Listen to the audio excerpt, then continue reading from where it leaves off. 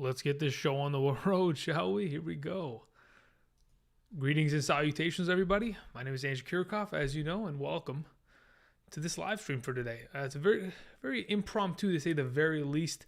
I don't know what came to my mind. I was like, you know what? It's Wednesday. We're almost, a week away from Thursday night football kickoff between the Tampa Bay Buccaneers, the defending champions, taking on the Dallas Cowboys. Let's talk to some people. Let's answer some questions. Maybe let's do some live some live mock drafts together. I will be posting a couple of links in the chat in the coming minutes, hours. I'm going to be here for a while. I plan on being here until 7 o'clock. So trust me, if you've got a question, I'll try to get to it. But thank you for being here first and foremost. For those of you who are already here, hit the like button down below. It does help grow the channel a lot.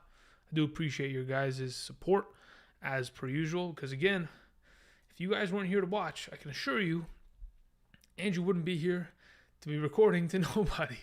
So I appreciate you guys continuing to support the channel. That's it. Let's get into it, shall we? I know a lot of people threw up some questions. I want to scroll back up to the top and answer those questions, and then chronologically try to get down as quickly as I possibly can. If I see questions that are repeats of one another, I'm just going to skip over it, and hopefully I will answer your question within somebody else's. Somebody sent in a donation already. You guys are psychopaths, but I appreciate it. Just to, before we even get into the full swing of today's events, if you ever consider sending me a donation, trust me, 100-Yard Podcast, I appreciate it. If you double that up, you take that $5, turn it into 10, bada boom, go to Patreon. You can ask me an unlimited amount of questions, literally unlimited. You can spam me on Discord until I can't answer anymore, regardless. Thank you very much. Your question was, what do you think of my second team? Lamar, Zeke, Chris Carson, Devontae Adams. Your second team, what is this, a 4-team league?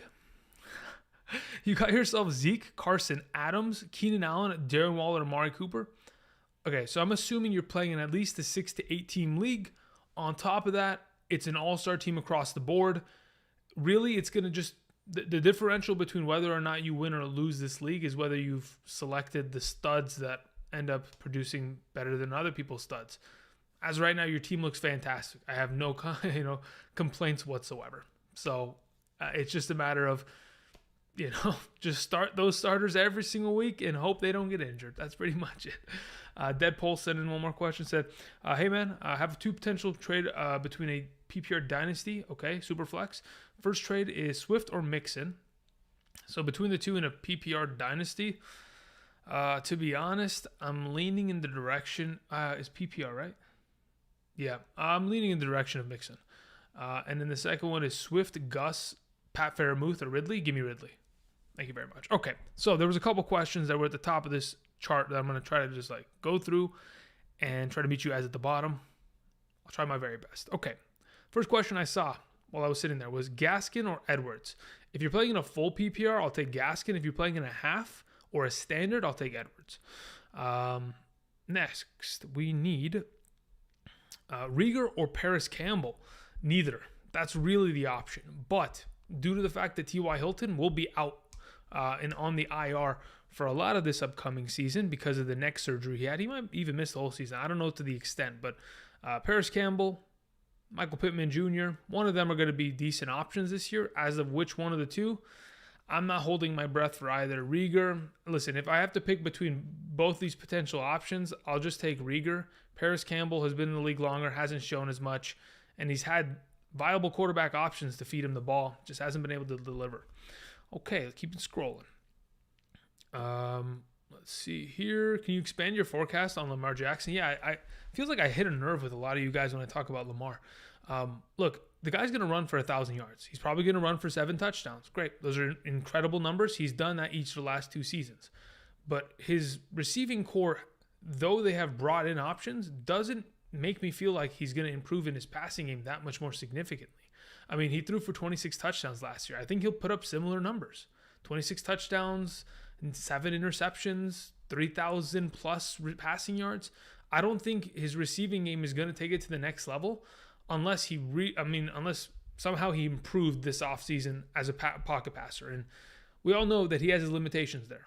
We know his rushing stability is always going to be there, and that's going to separate him from people, but it also is going to close the gap because he doesn't get enough statistics in the passing game. So that's why I'm a little bit down on him. But otherwise, when I say down on him, he's still a top 7 quarterback. Like, let's take it easy, guys. Okay. Let's see. Where was I at? Okay, that's that. Thank you very much. Yes. Okay, Swift or... Okay, yeah, we already got to that one. Okay, is Mike Davis a good RB2? Albert, that is a fantastic question. I think it's all based on circumstance as to how your team is constructed prior to the selection of Mike Davis. If, for example, you've gone ahead and you've selected Christian McCaffrey in the first round, in the second and third you went Justin Jefferson and Darren Waller, you're feeling like you're on the top of the world, you've pretty much kicked up your legs, you're like, I won this league, comes to the 5th and 6th round, you're able to get Mike Davis as your RB2, I'm comfortable there because you've solidified other positions of need and you've been able to get him as a 5th round selection. I'm okay there because, again, he is a lower end RB2. They did end up cutting Javion Hawkins. Their only other running back options this year are Cordero Patterson and Quandre Ollison. I mean, what are we talking about, right? Those guys aren't going to be able to compete with him. So ultimately, he's a great option. It's just a matter of where you're spending. If you're getting him in the 4th round, especially in the middle or early 4th round, I'm not interested there. Okay, Marquise Brown or Jacoby Myers? I'll take Jacoby Myers. Keep it moving. Do you think McLaurin over Robinson with Fitz? No. I think the volume of Allen Robinson is just built in. 150 plus targets each of the last 2 seasons. Number 2 overall in targets in comparison to all wide receivers in the last 2 seasons, only behind DeAndre Hopkins.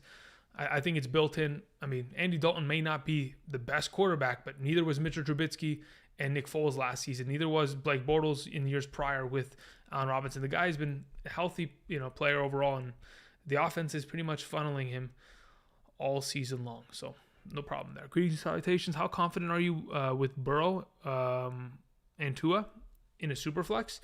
If those are my 2 quarterback options, I wouldn't really be looking at them in a Superflex and thinking those are the guys that are going to carry me. It's actually the other players that you got at a premium because you took a quarterback discount. So I'm trying to see, like, what do your tight ends, running backs, wide receivers look like? Because they must be stacked considering you got, Burrow and Tua probably in the 5th or later rounds because typically quarterbacks come off the board pretty quickly in a Superflex, whether it is 4 or 6 point per passing touchdown format. All right, I'm jumping to the bottom of this list. Here we go.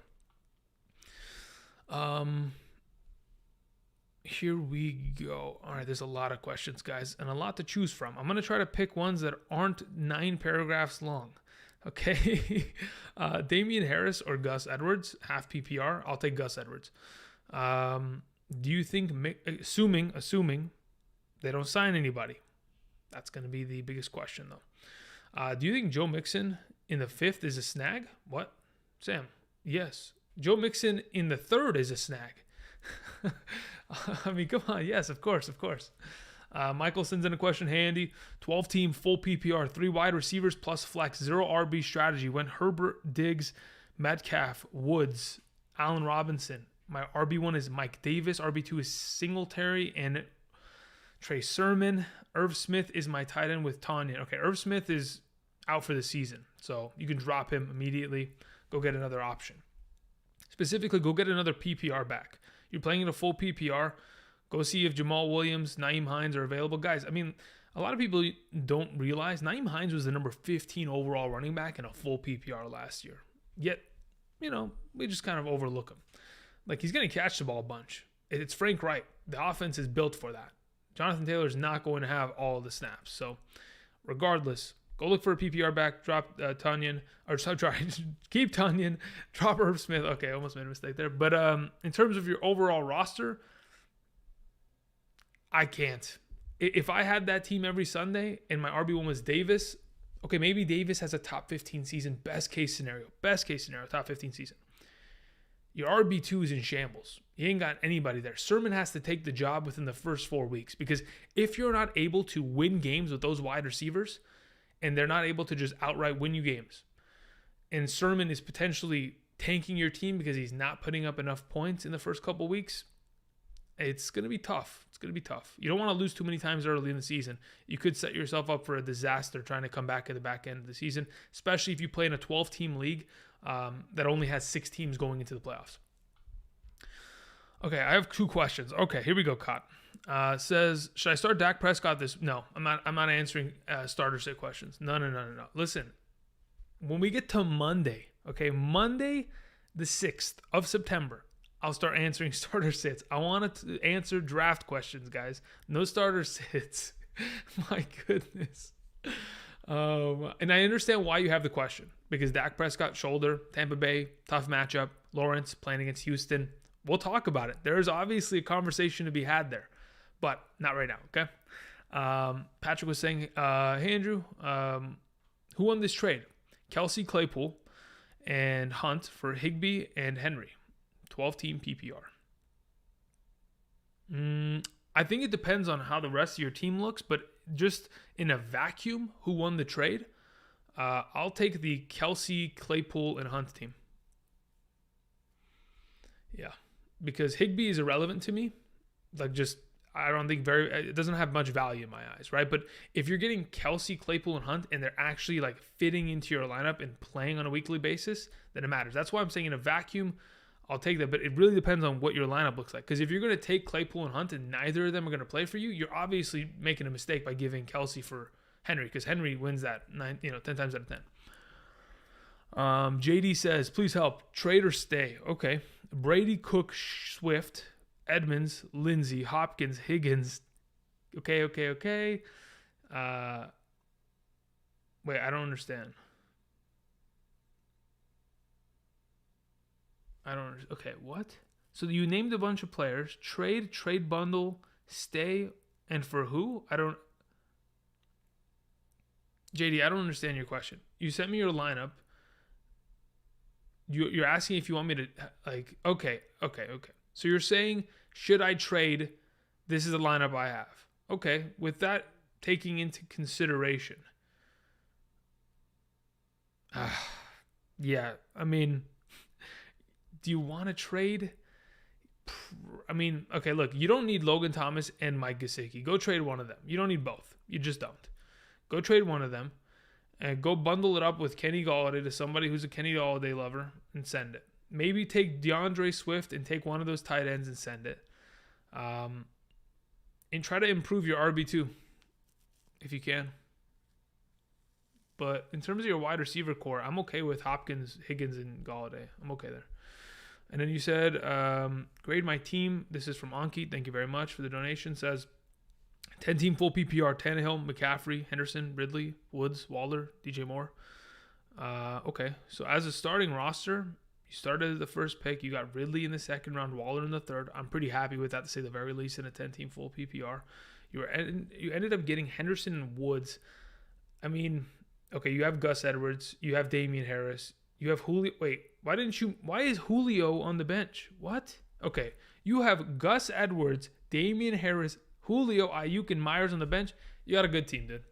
Don't worry, you're in a good spot. But Henderson should not be in your starting lineup. I don't know why that's even a consideration. You have Gus Edwards and Damian Harris. My goodness. Okay, here we go. What do you think about Dak, Dalvin, Gaskin, DK, Moore, Kittle, Davis, Curtis Samuel? Curtis Samuel is kind of a coin toss, David, but to be honest, having Dalvin Cook, DK Metcalf, those are good back-to-back. Kittle in the third, that's a pretty good way to start your draft. You got Gaskin in the later rounds. In a full PPR league, I'm okay with having Gaskin as my RB2, considering the depth you have at the other positions, and you were able to get a top 5 quarterback. I think it's fine. It's just a matter of how you're going to be able to rotate your flex and how that's going to be able to either win or lose you games this year. I'm not too keen on Curtis Samuel at this moment in time.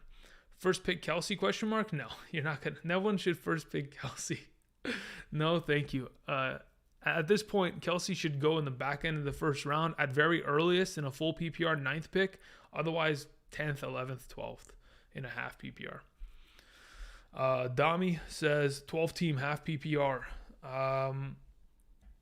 10th pick, pre-Dobbins. Okay. Kelsey, Gibson, A-Rob, Mahomes, Mostert, DJ Moore, Laviska Shenault, Curtis Samuel, and then you have Gus. Okay. To be honest, Damn, you kind of... It's an interesting team. When you take Kelsey in the first round, having Gibson as your RB1 isn't the worst thing in the world. I think he's a top 12 back this year, but he's at the bottom end of that spectrum. So Kelsey's got to pretty much do what he's done the last couple of years, which he should. 15 fantasy points per game is probably in line with what he'll do. So he's pretty much serving as your RB1. Gibson will be your RB2. Getting Mahomes in the fourth, pretty valuable, or maybe it was in the third. I think it was probably in the fourth. A-Rob, steady, wide receiver 1. DJ Moore should be a solid wide receiver 2. To be honest, it's a solid team for the 10th pick. I think you're able to manage the storm pretty well. I don't know about... Look, the only issue I have is that you have Mostert, but you don't have Trey Sermon. That's what scares me. Because you took, Mostert in that, 6th, 7th spot? 8th round, maybe? And he could end up burning you if he gets hurt. But that's everybody, right? Everybody could burn you, theoretically. Last donation. Here we go. 10-team full PPR. Traded my 2nd and 3rd pick for Henry and Kamara and 3rd and 4th overall. Okay. My lineup is Lamar, Kamara, Henry, A-Rob, Brandon Cooks, Hawkinson, Mike Davis. Is it worth? I mean, is it worth? I'm going to say, let's say, for example, in the 2nd and 3rd round, if you went Henry in the 1st, in the 2nd and 3rd round, let's say you took Henry 3rd overall, you could have gotten potentially A.J. Brown there, and then in the 3rd, maybe a stud tight end, but you got Hawkinson anyway. In comparison, I don't mind it. If Kamara is relatively close to what he's been doing, but then we'll be great. But if we get Kamara that is underwhelming, that's your whole league. Because I think you theoretically can win that trade if Kamara is a 315 plus point running back this year. Because you're able to supplement those 2nd and 3rd round picks. I know, man, A.J. Brown and Darren Waller do sound good, but I think you're okay there. It's just a matter of what Kamara you end up finding.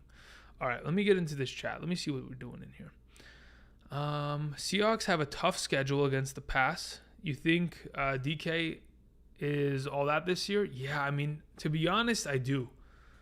I feel like when I looked at what DK was doing last season, he's only going to improve. I have a hard time thinking that he'll find any sort of regression this year in terms of targets, receiving yards, receptions. Those are going to be increasing year over year for him as long as Russell Wilson's his quarterback. So I think he's going to be a pretty good option, to say the least. It's just a matter of, yeah, he does have tough matchups. When he plays against Jalen Ramsey, it's going to be tough. And in those specific weeks, we're going to have to think twice about it. But he is a stud wide receiver for a reason, and I think he's only getting better year over year here. Would you start T. Higgins for Tebow Samuel? No more starter sit questions, guys. Let's wait till next week. I'm telling you, next week, your answers will be here. The channel will be posting. Don't worry. How about Kyle Pitts and Ridley on the same team? I don't mind having them both. But here's the thing. When you have Calvin Ridley, you're fine. The guy's going to put up 16 points a week in a half PPR, maybe 18 in a full PPR. You're in a good spot there. It's a matter of when you get Kyle Pitts. Because when you invest in Kyle Pitts, you're basically saying, I trust in Matt Ryan. And I don't see a lot of us drafting Matt Ryan because we don't trust him. Because he doesn't put up that many points. So it's a matter of whether or not he's going to be able to funnel enough targets in the direction of Pitts to get him to the level at which we're expecting him to be and we're kind of spending for. It's very expensive to get Kyle Pitts right now, especially in leagues in which I've seen him get taken in the 4th, in the 4th round. It's crazy, but hey, to each their own. Just kind of crazy. But yeah, it's on Matt Ryan. Can I trust Golladay as my wide receiver 2 in a 12-team full PPR if my wide receiver 3 is Judy? Golladay is a interesting thing. I even saw that he's questionable. He has a hamstring injury already. So can you trust him as your wide receiver 2 if he's healthy and we have no questions on whether he's going to... If he has the questionable tag, we have to be worried. That's basically it. In that case, if you have Judy as your wide receiver 3, good. You have a solid wide receiver 3 that you can potentially swap in for him. If in fact we get to week 1 and we're already having issues there. My suggestion, just throwing it out there, If you have Golladay, maybe wait for him to have a pop-off week and then ship him. Try to, sell up. Andrew, thank you for your analysis. Would you recommend for first two running backs at the 12th spot in a half PPR 12-team league? Okay. Yeah, that would generally be my suggestion. It's just a matter of what arrives to you at that point. If you're in a 12-team league, half PPR, and you get to the back of the end of the first round, you got Jonathan Taylor, Najee Harris sitting there, I'm taking them both. Austin Eckler, Najee Harris, I'll take them. I think my cutoff is probably like Antonio Gibson and Mixon. I don't want to deal with any of those guys. So if the top 11 running backs are on the board and available, I'll double them up. If only one are available, I'll either pair it with a receiver or Kelsey, depending on which is good to go there. How do you? What is this? How does your strategy change in a league that does 100-point bonus for receiving and rushing yards? What do you mean a 100-point bonus? Jake, that doesn't make any sense. This is what I'd say. My strategy changes because I go to the commissioner, I say I don't want to play anymore, and then I leave the league. Unless somehow, some way you've been winning it year over year, I don't understand what a 100-point bonus is for receiving and rushing yards. Okay, anyway. OBJ or Gus Edwards for AJ Brown? And Gus Edwards for AJ Brown.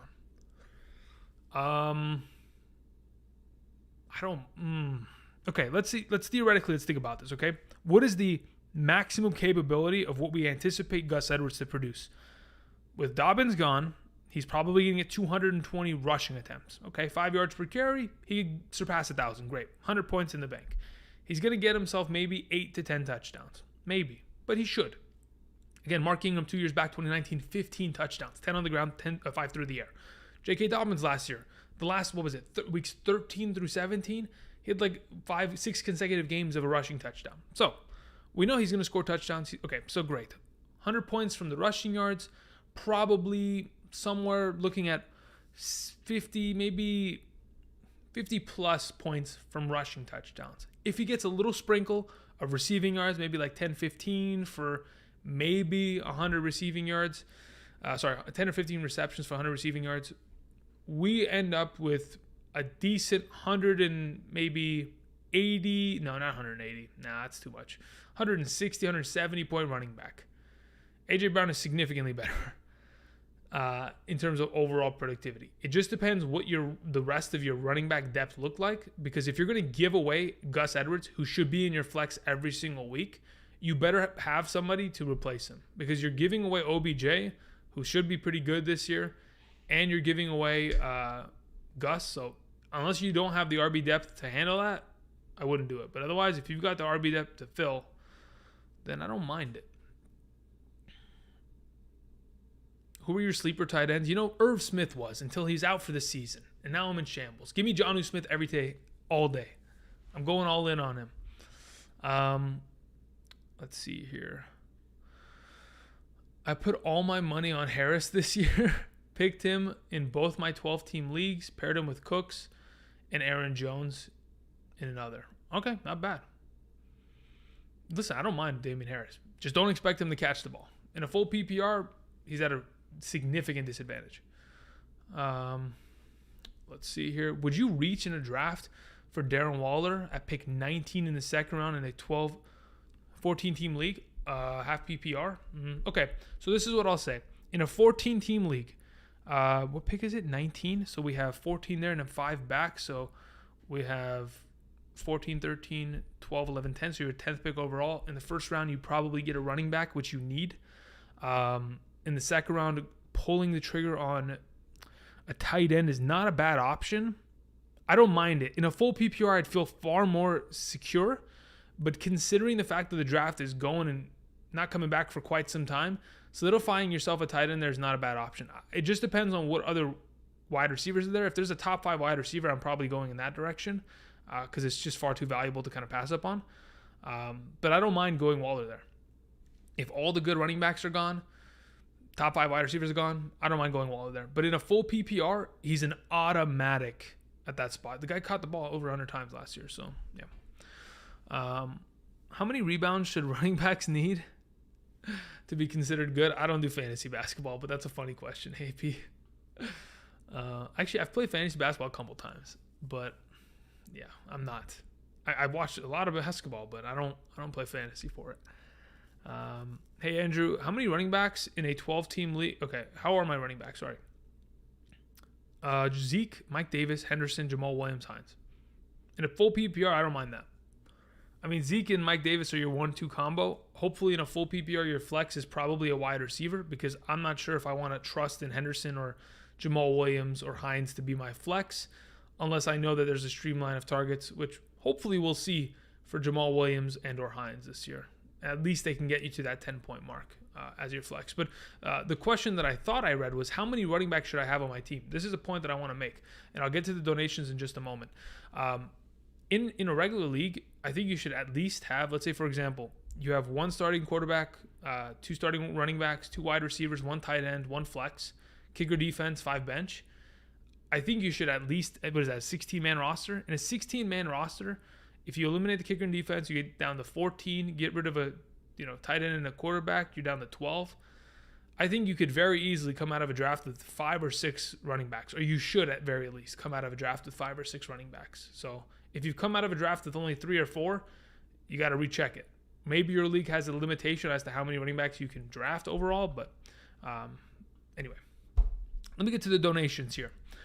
There's a lot. Okay, thank you very much for all of you who have sent those in. My apologies for delaying there. I got sidetracked. Amari, CD Lamb, Miles, I'd go CD Lamb there. But Amari Cooper's in my top 17 overall wide receivers this year, so in a half PPR, should be good.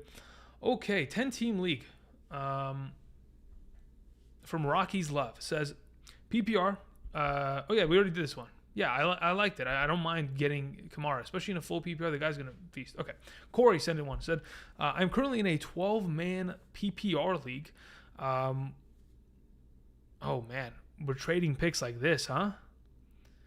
Where you can trade draft picks. I have the 2.2, 2.3, 2.5, 2.11, 3.2, and 3.1. Who should I take? What? What do you mean, who should I take? I don't know who's available. You have every pick in the 2nd and 3rd round. Take everyone. Get 3 running backs, 3 wide receivers, 3 quarterbacks. You know what I mean?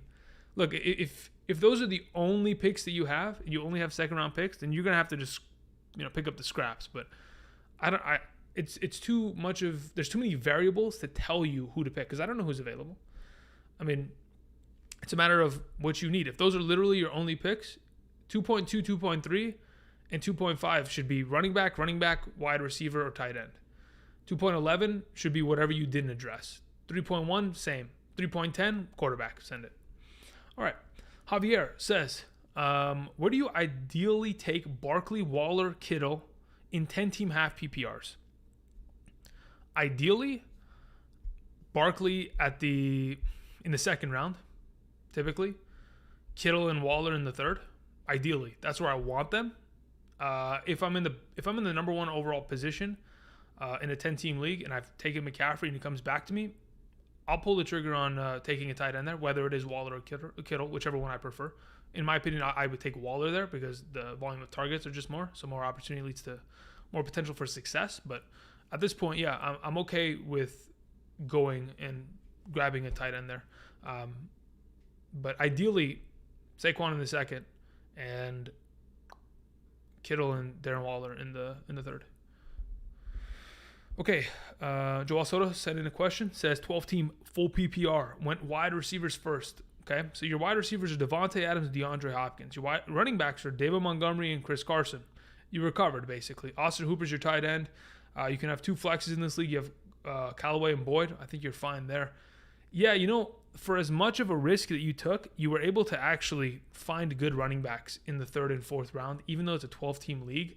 That is, you got lucky. I'll tell you that much, because very seldom do I ever get away with drafting wide receivers back-to-back in the first 2 rounds and getting the benefit of Montgomery or Carson to drop to me. The fact that Tariq Cohen is going to be starting the season on the physically unable to perform list is huge for Montgomery.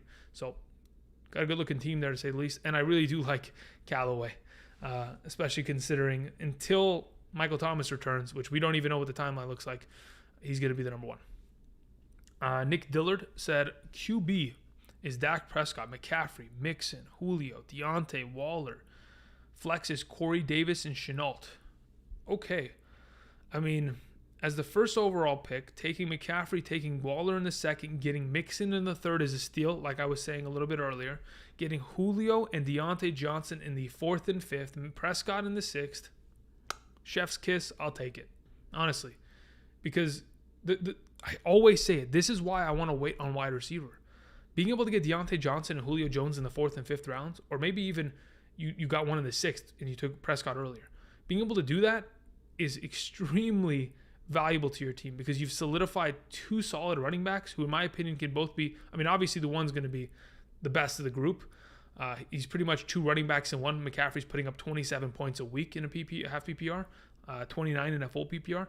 And then you get Waller. That separation of talent, the drop-off in production is just too significant. Good team.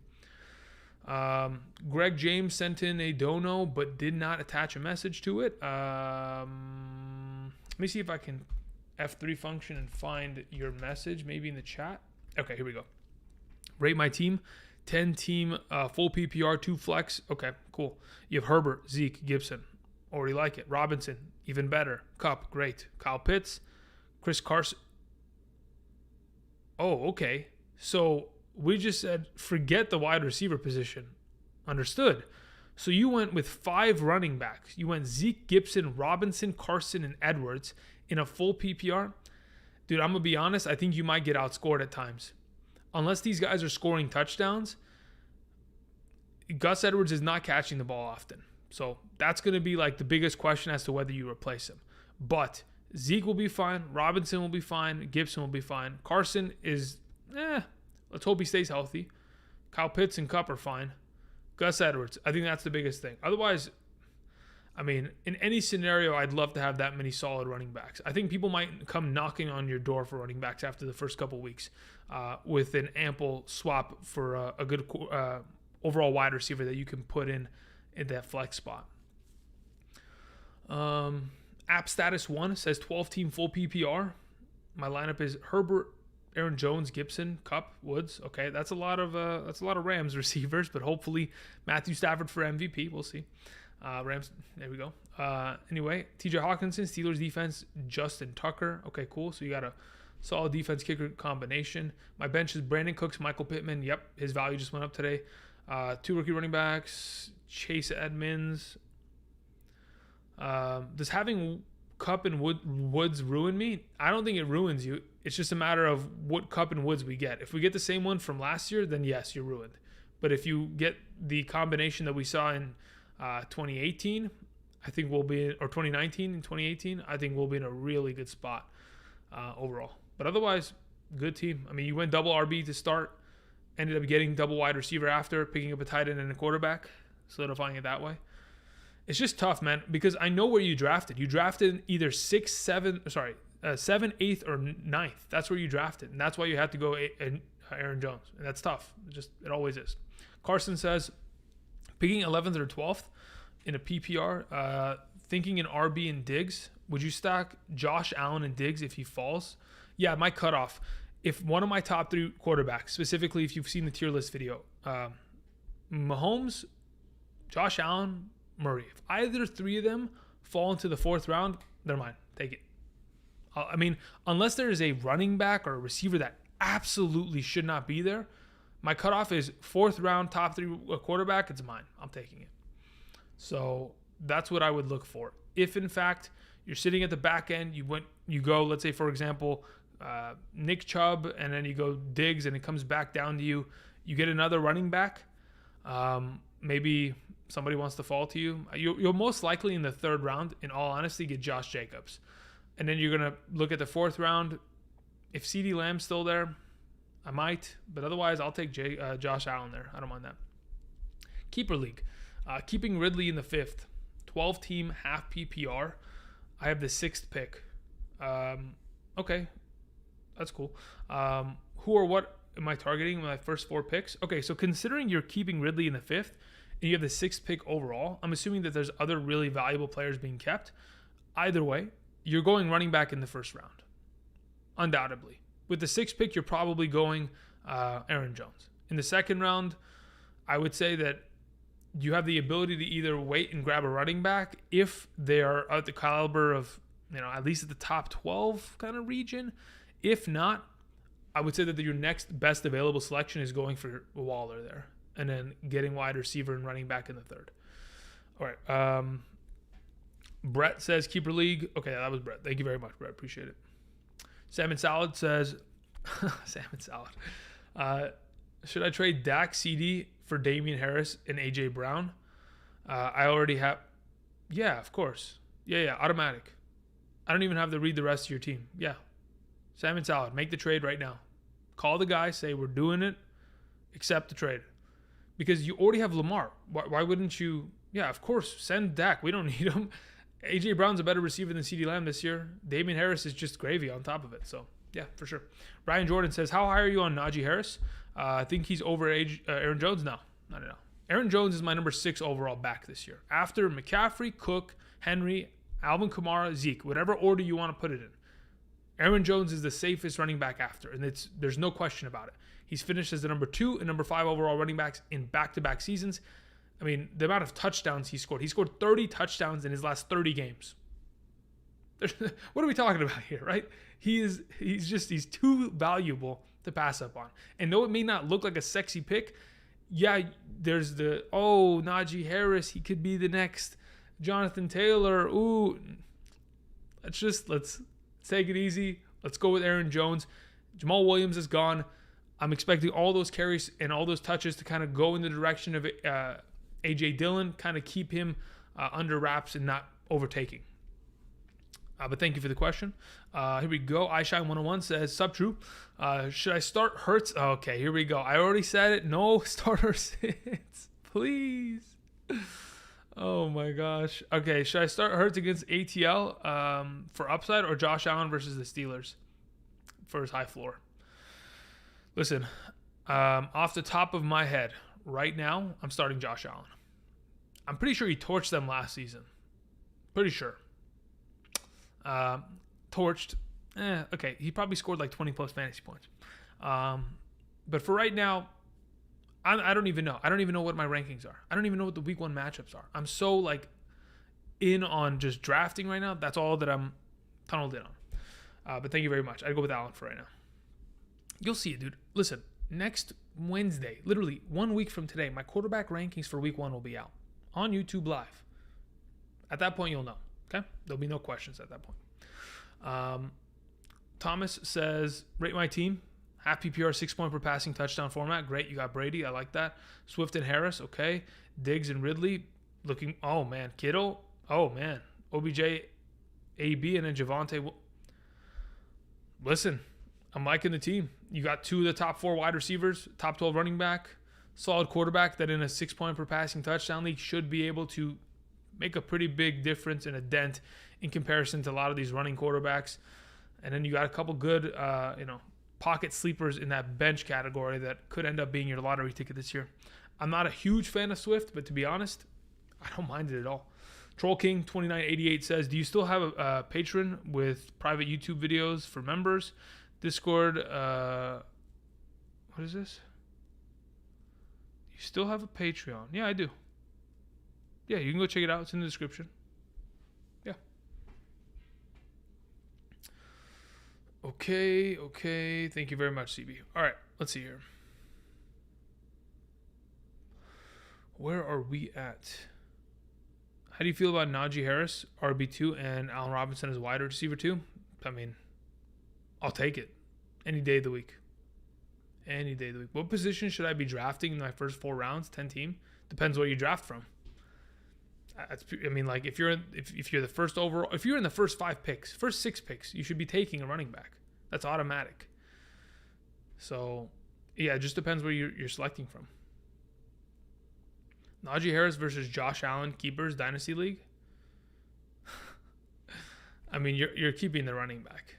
Yeah, you're keeping the running back. Unless it's like a crazy format in which quarterbacks get far too many points, or it's a super flex, you're keeping the running back. But why would you have to keep a rookie? That's just kind of weird for a keeper league. You haven't, is he not in the draft automatically? It's interesting. How do I bounce back from the J.K. Dobbins and Irv Smith injuries? My tight ends are very weak at the moment. I only have Trotman and Herndon now. I mean, you got to hope. Legitimately, you have to hope that either one of those pan out, or that in the coming weeks, either weeks 1 through 4, a tight end that is on your waiver wire ends up producing well enough to where you can pick him up and he can be a decent starter. But the only other way besides waiver wire is to go and make trades. But considering you are down J.K. Dobbins and Irv Smith, you're most likely going to have to give up a lot to get a tight end, which is more or less going to hurt you in the long run. Let's see here. Pittman or Mooney? I'll go with Pittman for right now. Would you go Alvin Kamara, Cook in a PPR? I'd go with Dalvin Cook right now. I think I have it McCaffrey, Cook, and then Kamara in a full PPR in that order. Is DJ Moore worth trusting this year as a wide receiver too? Yeah, I don't see why not. I mean, the thing is, he doesn't have touchdown upside. He hasn't shown it. He's scored, 4 touchdowns each of the last 2 seasons? So if you're banking on that, we're going to be in a little bit of trouble. So ultimately, it's just a matter of him getting receptions and being a decent 1,000-yard guy. Is he going to win you some weeks? Is he going to lose you some weeks? Yes. There are some weeks where he goes for 20 and some he goes for 4. And that's just the wide receiver position as a whole. But yeah, I don't mind him as a wide receiver too at all. Alex Rodriguez says 10th pick, 12-team, 1 QB, half PPR. Try to go RB, take an elite wide receiver or Kelsey and a running back. At this point, if you're the 10th pick in a 12-team league, I typically like to go RB. Unless you know for a fact, somehow, some way, that you can take Kelsey and a top 12 running back can return to you in the second round. If that's possible, like you can go Kelsey in the first and Najee Harris is coming around to you in the second round, I'll take it. But typically that's never going to be the case. So you probably go double RB. I'm not too bought in on elite wide receiver unless one of those wide receivers are Devontae Adams or Tyreek Hill. But even then, the running backs are kind of hard to pass up on. Considering once the draft goes down and comes back, the best available running back is Miles Sanders. So that's what becomes a little bit sketchy. Andrew, let's say that Christian McCaffrey, Cook, Alvin Kamara, Derrick Henry, Zeke are taken. Okay, we'll play the game. Who should I take in the 7th overall pick in a 10-team league half PPR draft? Okay, so the thing is, you've only mentioned 5 players gone, but you picked 7th. So who's taken at 6th? Because my suggestion was going to be take Aaron Jones, but he probably goes at 6. So then at the 7th overall pick, you have the toughest decision of the entire draft. Do you go running back or do you go wide receiver? That's the biggest question. At that point, I really don't like drafting wide receivers in the first. I really never have. And I'm getting traumatized flashbacks of Michael Thomas last year. So at that point, I'm thinking you bite the bullet, go with a Jonathan Taylor or Nick Chubb. Kyle says 8-man Superflex, full PPR, 3rd pick. Can you give me some targets for the first 3 picks? I'm thinking I should go RB in my first pick. Yeah, you should. So Kyle, here's the thing. In a Superflex 8-man league, the quarterback position is not going to dissolve up as much as typically does in a 12-team league. So you could very easily at the 3rd overall pick, because probably somebody's going to go Mahomes in the first 2 picks. So one's going to go Mahomes, one's going to go McCaffrey. After that, you either get your pick of Dalvin, Alvin Kamara, Henry, whichever one you're more comfortable with, does not matter. And then in the 2nd round, you immediately have to draft quarterback. 3rd round, it's either you go quarterback again or running back and tight end. So that's typically the gist of it. I'm waiting on wide receivers in Superflex. I'm going after tight ends, running backs, quarterbacks. You typically want to get your first 2 quarterbacks within the 6th round, the first 6 rounds. So if you're going to address it in the 2nd or 3rd, get the 2nd guy at least in the 6th, at least. Otherwise, you're going to be starting Kirk Cousins, which isn't the end of the world, but still going to hurt in comparison to some of these other teams. Let's see here. Bruin Backhand says, thoughts on a 10-team league? Okay, you have Aaron Jones, Najee Harris, Darren Waller. Wow. Allen Robinson, Cooper Kupp, Deontay Johnson, Dak. I mean, I don't even have to read the rest of this lineup. That starting lineup is solid. But again, it is a 10-team league, so you're going to have a little bit extra value there. Solid team. Judy on the bench, Pittman on the bench, A.J. Dillon on the bench, Trey Lance, Marvin Jones, Trey Sermon. Pretty good looking team, man, to say the very least. David says, is it jacked that I don't tell my buddies about you? I don't know. It just depends. Look, here's the thing. That's totally your prerogative. I'm never going to tell you to 100% just go tell everybody in your league, even though that's probably what would benefit me the most. But, you know, I can't change your mind on that. I don't think I can. If you're like, here's the thing, right? If you are so concerned about how your season is going to go, because if in fact somebody is, okay, I'm not even going to get into this conversation. It would take too long. I have thoughts on it, but I'm just, it's interesting. Okay, rate my team. Dylan Smith. Here we go, buddy. Here we go. 12 team, full PPR, 3 wide receivers, 2 running backs, 1 flex, 12th pick overall. Ended up getting Antonio Gibson, Najee Harris, CeeDee Lamb, Allen Robinson, DJ Moore, Ryan Tannehill, Goddard, Gaskin, OBJ, Marvin Jones. All right, so I like the first 2 picks, Najee Harris, Antonio Gibson, 3rd and 4th round, CeeDee Lamb, Allen Robinson. You get 2 top 12 guys there. You're you in a full PPR, you're starting DJ Moore in the flex. I like that. You still got Gaskin for extra depth in case you want to switch him in there if he's getting to be the full workload. Tannehill is pretty much the most low-key quarterback right now, considering he's on the IR, so a lot of people are even afraid of going after him in that capacity. Goddard's my biggest problem with your team. I don't like Goddard. I think he could end up burning you, but to be honest, the rest of your team looks pretty solid, so I'm not too worried. Is it worth going double RB and in a league where you can only start 1? No, it's not worth it. You can only start 1, but BD, the question is, can you start 1 in the flex? If you can start 1 in the flex and 1 in your starting position, your starting RB position, then you're fine. You can go double RB. But if you can legitimately only start 1, I'd leave the league.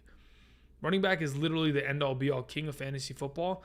And by literally taking away the importance of it, you're pretty much devaluing the position because you can't abuse people by taking that position. The drop-off in production, it's chaos. Anyway, so hopefully there's a spot available in the flex for him. Otherwise, it's going to be, interesting. Jorge says, Andrew, I have the 8th pick in the 8-team standard. Very well. Would you pick 2 running backs like Jones, Chubb, Barkley, or Taylor, or 1 running back in Devontae Adams? In a standard league, I'm just going to go double RB. I know Devontae Adams is going to score more points than, some of these running backs. I know he is. He's going to do it. He's going to score too many touchdowns. But ultimately, I need to solidify running back. I don't want to have a running back in a standard league that at the very back end of this draft is suffering and killing my team. Now, if you really want to, you could very easily get away with going, Kelsey in a running back, and then coming in the 3rd and 4th round and getting another running back there. I'm okay with that. But the wide receiver position, in the 1st, 2nd, not a fan of it, man. I'm just not. I can't stand it. All right, a couple more questions here, and then we'll probably get into a quick mock draft. I'll drop the link in the description.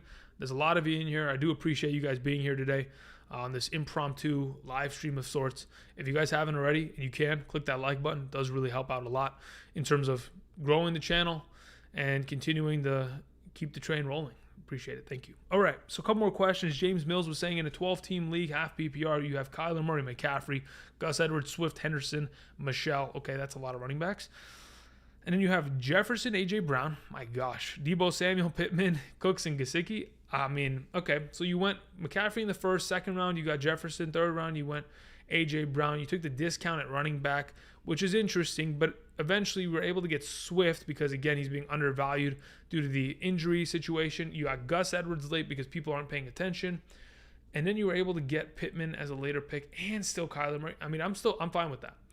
I mean, you got a top 3 quarterback, the number 1 running back, potentially 2 top 8 wide receivers, and then you got a slew of running backs that eventually one of them is going to break out. Regardless of whether it is Gus Edwards, Swift, or Henderson, you will find a guy that's going to be a stud that is an every week start out of those 3. That's for certain. I mean, it's just accuracy by volume. You just threw a bunch of dartboards at the board, and one is going to hit out of the 3 for sure. So you're in a good spot. Let's see here. Brandon Adams. Okay. Oh, there's one more question ahead of you. Sorry. Malius says, trade Galladay and Crowder for Debo and Parker.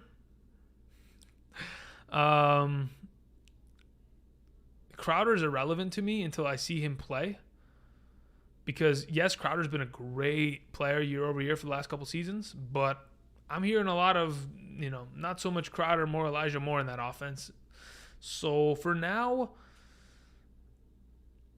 I don't mind it. I just think that Galladay is so much better than Debo and Parker. Like, if we get a full Galladay, he's honestly a stud. Like, if you just go look at the last couple healthy games he's played, the guy is just go to 2020, look at his healthy games. The guy's putting up like 14 points a week and a half PPR. Every single week. So, if he can end up doing that, whether it is for only 12 to 14 games, I think it's more valuable than Debo or Parker. So, I'd keep it for now. Brandon Adams. Okay, we're coming back to you, my guy. Flex, Kyler Murray, Jonathan Taylor, Josh Jacobs, Tyreek Hill. Okay, what are we doing, right? Holy moly. Allen Robinson, Miles Sanders, Mark Andrews, Hawkinson, Sermon. I mean, you needed a double up, really? You needed a... Oh, my gosh. This is a 12-team league? No, it's not. There's no way. There's no reason in which you should have... Okay, Hill makes sense in the first. You get Jonathan Taylor in the second. Then you come back around, you get Josh Jacobs, and then you get Allen Robinson in the third and fourth. Yeah, no, this isn't a 12-team league. You're capping, Brandon. I don't know who you're playing with. Did you get them drunk? Why is Deontay Johnson at the end of your bench? I don't understand this league. Any tips? Dude, you're set. If anything, my suggestion would be after week 1, when people don't have tight ends, you got to trade one of those guys. And you got to upgrade another position. Where specifically? I would take a Hawkinson if he pops off, or a Mark Andrews, pair him up with Miles Sanders because he's playing against Atlanta, and send him for an upgraded running back immediately. Fabrizio says 12-team standard. Should I trade Dak, Zeke, Goddard for Stafford, Chubb, Waller? Yes. Yeah, I would. I think Zeke's good, but I think Chubb is on the way there. Waller is significantly better. Yeah, I mean, I don't. Yeah, honestly, at this point, for some reason, I saw it. I'm like, yeah, let's send it. My team is okay. This actually matters. Your team is Zeke, Carson, Ridley, Godwin. Jesus, your team is stacked. Henderson. Okay, so if we get rid of that, you put Waller there. You put the. Yeah, I like it. I'm fine with that. Bradley says 10-team full PPR. Kamara, Kelsey, Najee Harris, Godwin, Cup. Guys, why are we so worried about our lineups? You guys have God squads. What are we talking about right now? You have Kelsey, Kamara, and Najee Harris. Bro, you're good, Bradley. Honestly, there's no reason to worry. You guys are chilling. Like in all honesty, you are really chilling. Like, it is a solid lineup.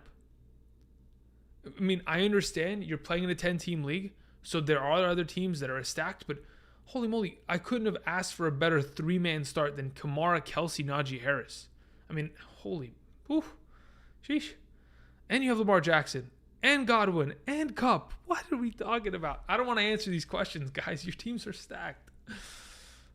Johnson says, Andrew, tell me some tips for a 14-team standard. Listen, in a 14-team league, you need to get running backs, and you need to get them quickly. So if you can, start double running backs. If not, get a running back at least early, and then try to grab a Damian Harris, Josh Jacobs a little bit later. But honestly, that's going to be in the 3rd and 4th round. So you got to have 2 running backs within the first 4 rounds. That's to say the very least. But again, it's a 14-team league, and it probably won't go that way. So 2 in the first 3. That's for sure. 100% you got to get 2 in the first 3. Cheers from Brazil. Wow, that's awesome. You see, when you guys hit the like button, we expand. We move from the cave over here, where I've been hibernating for months, to going to Brazil. Imagine that.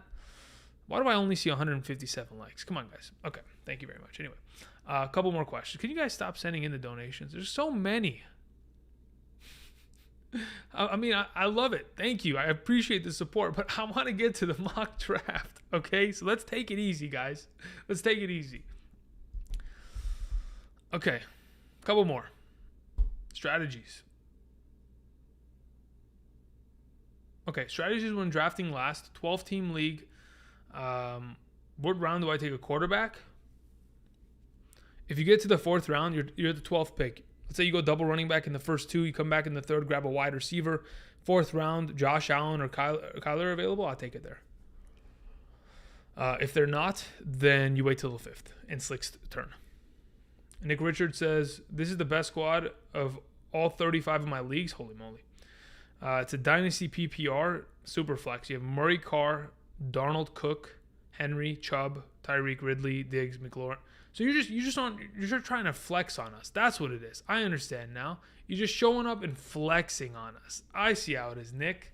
Okay, I'm gonna keep the same energy, dude. I'll keep the same energy. Oh my, 35 leagues, bro. I mean, I'm playing in 10, and I feel like I'm drowning over here. Okay, I'm getting back into the chat. I want to answer these questions. I see you guys rolling the list. I'm gonna try my very best. Here we go. And then we're going to get to the... Let's put a timer, okay? I'm going to look at the chat for the next 15 minutes straight. At 5:45, we'll do the mock draft. Some of you will be in there with me. We'll try to make it a 12-team full PPR. Again, we'll see what happens. But for now, I'm dedicating my efforts to this chat here, okay? You ready? Here we go. Okay. So Ryan says, rate my team. 10-team, full PPR, quarterbacks Lamar, great. Dalvin Cook, great. Miles Sanders, Myles Gaskin, Kareem Hunt. All right, you took discounts at running back, but why? DK Metcalf's your wide receiver. T. Higgins, Galladay, Waller's your tight end. There you go. I expected that to happen. Jason Sanders, and then you got the Bucs defense. Good-looking team overall. I was curious. I was like, why exactly is your second best running back Gaskin and Sanders? No, honestly, you still ended up getting good running back depth there with Gaskin, Sanders, and Hunt. So you're in a good spot right now. 12-team from Michael says Josh Allen, Eckler, Robinson, Allen Robinson. You have both Robinsons, okay? James and Allen. DJ Moore, Mike Gesicki, Mike Davis. Wait, this is all that you have? Wait, I don't understand, Michael. If you took Eckler in the first, right? Theoretically, in a 1 QB league, your second round pick was what? I don't understand. You're missing a player there, Michael, because there's no way your second best player on your team is Allen Robinson or James Robinson. Just not it. So there's somebody that's missing there, 150%. Jake Jordan says pick number 9 out of 10 in a Superflex. Should I draft Kyler and Lamar? Kyler and Lamar, and then Dak in the first. Okay, here's the thing. Jake, I don't even know if Kyler's going to be available there. So by the time you're at the back end of the first, I would try to get one quarterback, whether it is Kyler, Lamar, Dak, like you were mentioning, and pair it with a running back and just send it down the other side of the board. Rockstar, you crazy son of a gun. Thank you for the donation. Thank you very much. Says 10-team, full PPR, lost Dobbins 5 hours after I drafted him. Woof. That's tough, man. I blame the Ravens coaching staff. They don't need to be playing him in the final game of the preseason. It's not necessary. Have Kamara on my... Okay, you have Kamara. My bench is Mike Davis, Damian Harris. Someone dropped Trey Sermon. Okay, cool. Nice. You picked that up. Should I drop Fuller or Mooney, even though I have Ayuk, Keenan Allen, Deontay Johnson, and D-Hop? Yeah, I'd be willing to drop Fuller or Mooney for Trey Sermon, 100%. Let's go do that. You need to somehow recover. Let's go buy the lottery ticket of Sermon, for sure. All right, back into this chat. Where the heck is it? Okay. Jan was saying Gibson versus Mixon. RB2, pick 2.06. Depends what scoring format you're in. Jan, if you're playing in a half PPR or a standard, I'll take Gibson. If you're playing in a full PPR, I'll take Mixon. Aaron Chung says, rate my team 12-team half PPR, Matt Ryan, Zeke, Edwards, Diggs, AJ Brown, Cobb, Hawkinson. I'm not a fan of the Matt Ryan, but everything else I'm good with. The Matt Ryan part, I don't know, man. It's tough. Let's see here. Where are we at? I'm scrolling. Re-updated. Kyle Willis says 12-team full PPR. My lineup is Brad. What do you mean Brad? You mean Brady? Okay, cool. Christian McCaffrey. I got Brad, guys. Is there anybody named Brad in the NFL? No, right? It's kind of a rare name per se. Christian McCaffrey, Henderson, Keenan Allen, Higgins, Claypool, Waller. Okay, my question, Kyle, is who was your second and third round pick? okay, you went Keenan Allen second, then you went Waller third, and then you came back around and you went Henderson. It hurts. I mean, look, if you did that before the Sony Michel trade, then I don't blame you. But after the Sony Michel trade, I can't do that. I just can't. Barkley or Chubb? JoJo. In a full PPR, I'll take Barkley. In a half PPR and standard, I'll take Chubb. Let's see here. What is this question? Okay. Griffin says, who wins this trade? Kareem Hunt, Mike Davis, Amari Cooper, Devontae Adams for Dalvin Cook, Keenan Allen, and T. Higgins.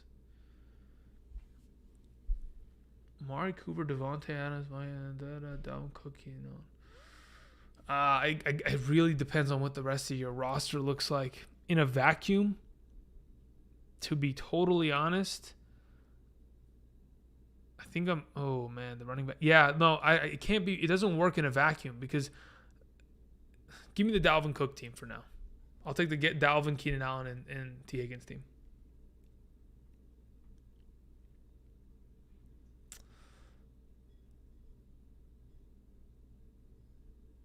Let's see here. Thoughts on before week 1 trades? I'm going to be totally honest. I hate when people scramble. Guys, we don't need to scramble as much. Now, if you look at your roster and you're like, man, this does not look good, you have to ask yourself why it doesn't look good. Is there an injury? Did you panic pick a player? If you made a mistake, then I can understand going after a trade right now. But typically, you just want to, you played your cards right and let it roll. Unless you're somehow, some way going to, fleece someone in your league because you can sweet talk them or something. Look, all of my drafts are typically on Labor Day weekend, all of them. I try not to draft prior to that because I know the injuries are coming every year. It's just how it is. But some of us don't have the luxury of doing that. So, again, if you've been dealt the odd hand of injuries or you've been screwed over by something else, you have to trade. Otherwise, I would just chill.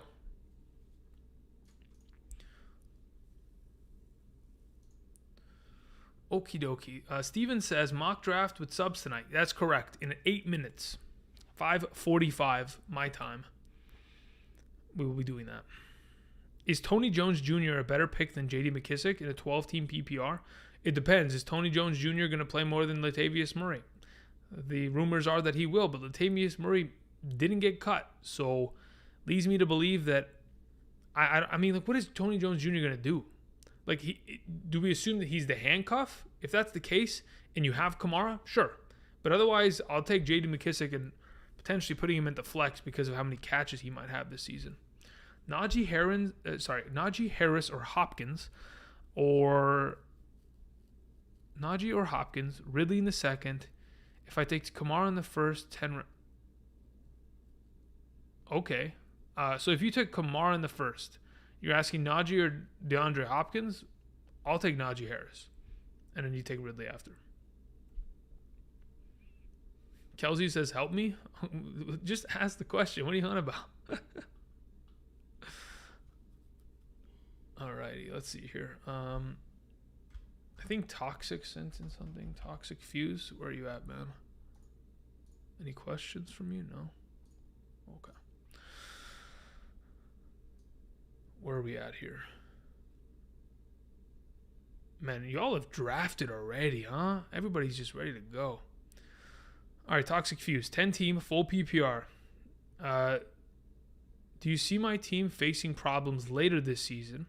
I have Murray, Kamara, Montgomery, Edmonds, Sermon, Javonte Williams, Ridley, Diggs, Godwin, Boyd, Beasley. Look, you're playing a 10-team league. You have an all-star team. You literally have the AFC South all-star team.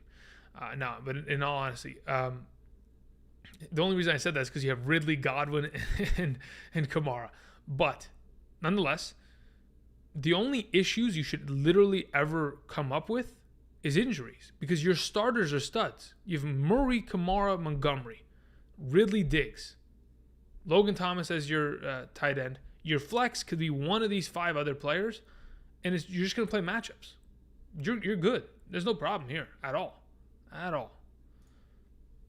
You guys just got to You got to be patient, guys. Be calm. Believe in the process. Are you worried about Julio's health?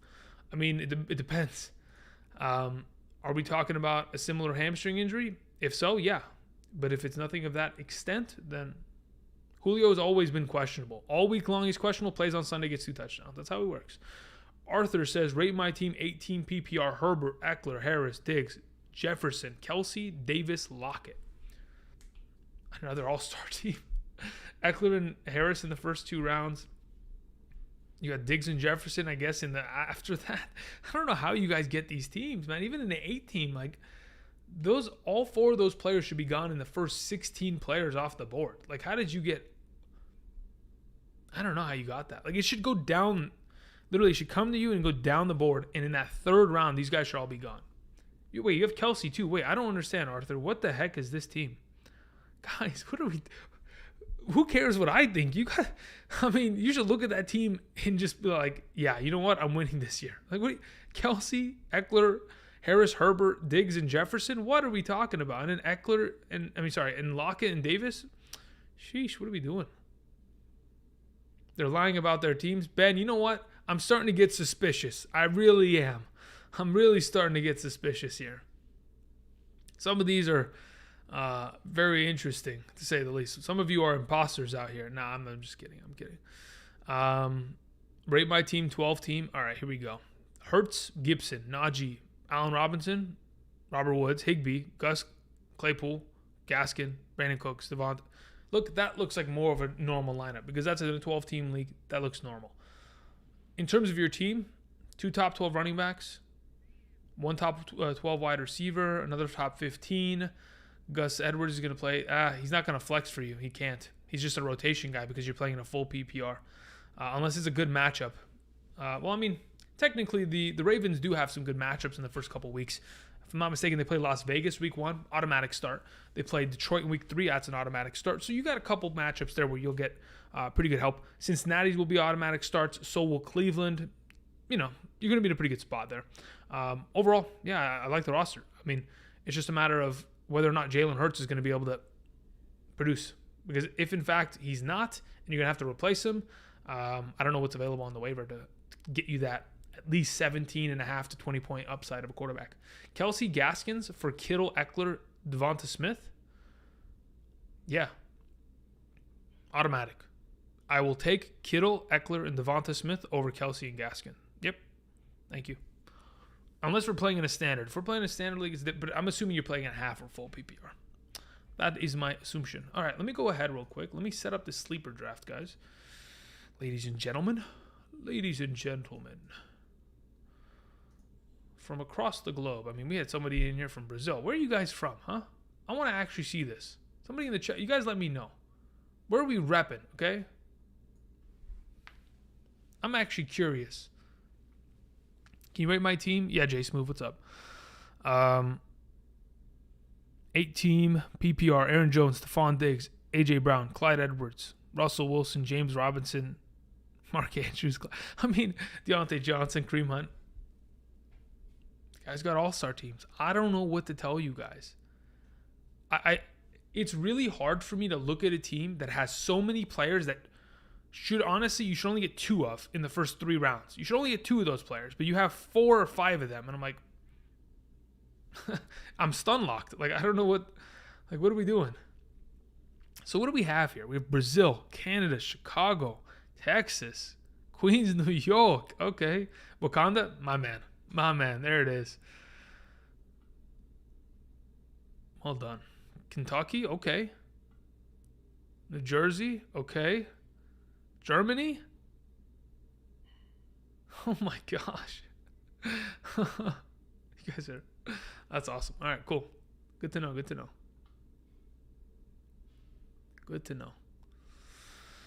All right. Anyway, I'm setting up this draft, guys. While I'm doing this draft, I'm going to talk to you guys. I'm looking at the chat. So nobody panic just because you're not in the draft. I'm going to be, answering as many questions as I can. I'm literally here till 7, okay? You guys have my undivided attention. My internet's going to go out, huh? Is that what we're doing today? Please don't. Just please don't. Not like this. All right, cool. We're in a good spot. Let me check the settings. Full PPR 12 team. We're going to go with the normal standard array. We're going to go with 2 starting running backs, 2 starting wide receivers, 1 flex. Okay? It's normal standard array. Can I update this? My internet went out. Cool. I'm going to copy this link. I'm going to come back over here. You guys hear that? That is what you call playing a lot of football throughout your life. Your neck is going to get destroyed, especially when you play offensive line. That definitely is going to hurt. Okay, couple more questions before I paste it in here. Thank you, Michael. I appreciate that. Thank you for the kind words. Is there a QB sleeper out there? Jojo, to be honest, Justin Fields. I'll just keep it a full one with you. That's the guy you want to get late in your draft and hope that he takes a starting job in week 2. Rate my team, 12-team, Dak, Kamara, Mixon, Hopkins, Cooper. How do you have that, though, in a 12-team? How do you have Kamara, Mixon, Hopkins? You can't. You guys are... How do you do this? What is your league mates doing? Look, I don't even... Okay, look, I know what the rest of your team looks like with Cooper and Mike Davis and Sutton. That's great. Good-looking team. But, my God, how are you getting those players? All right, guys. So what I'm going to do real quick, I'm going to hop into a spot here. Specifically, I'm going to take the number 10 spot, and then I'm going to drop the link. Okay? Here we go. Here it comes. No? Ta-da! There's a link.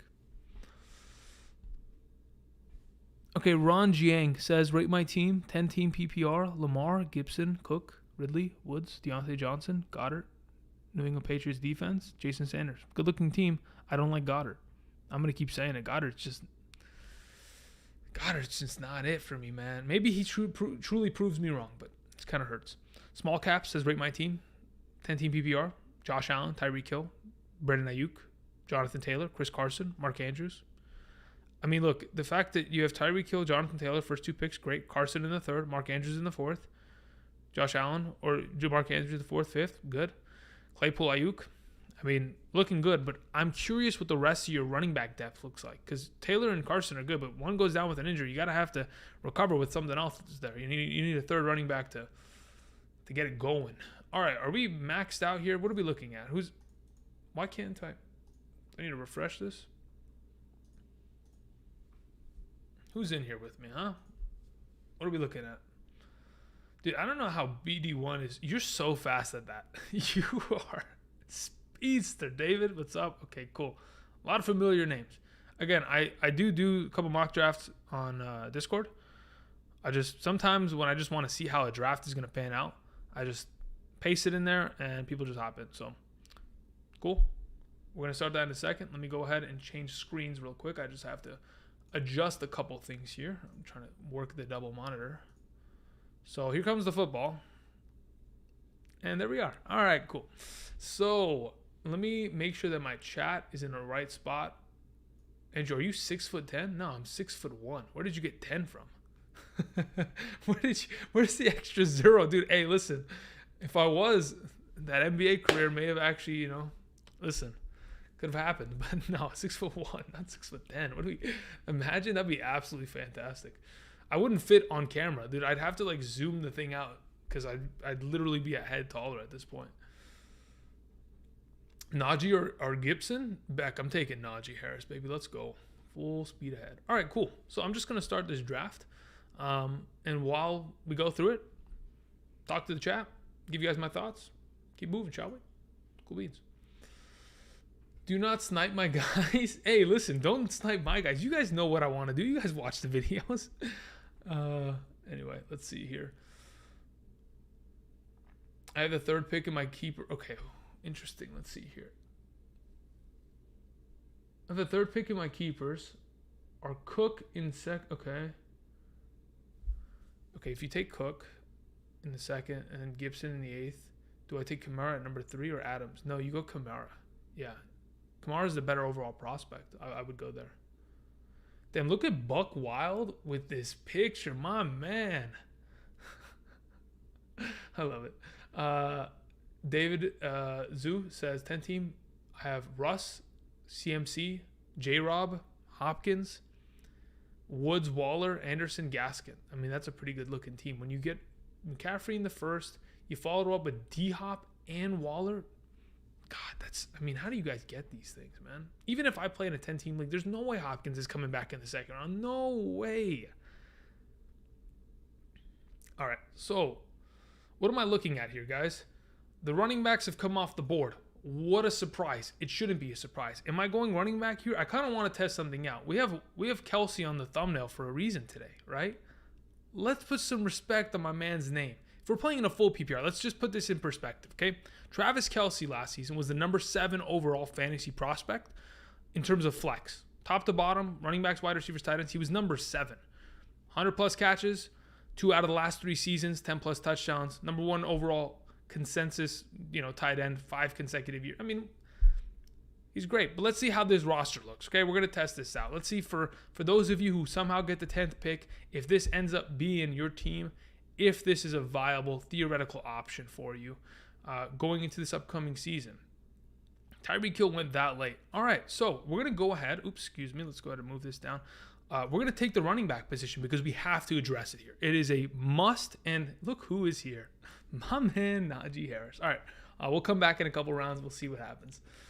But thank you to everybody that surrounded me that didn't take Najee Harris. I appreciate it. Okay, so Tommy Rule says, please rate my team. All right, Tommy, let's see what you got, my man. 10-team full PPR. I got Mahomes, Chubb, Chris Carson, Tyreek Hill, Julio Jones. Dude, you guys have good teams. Why?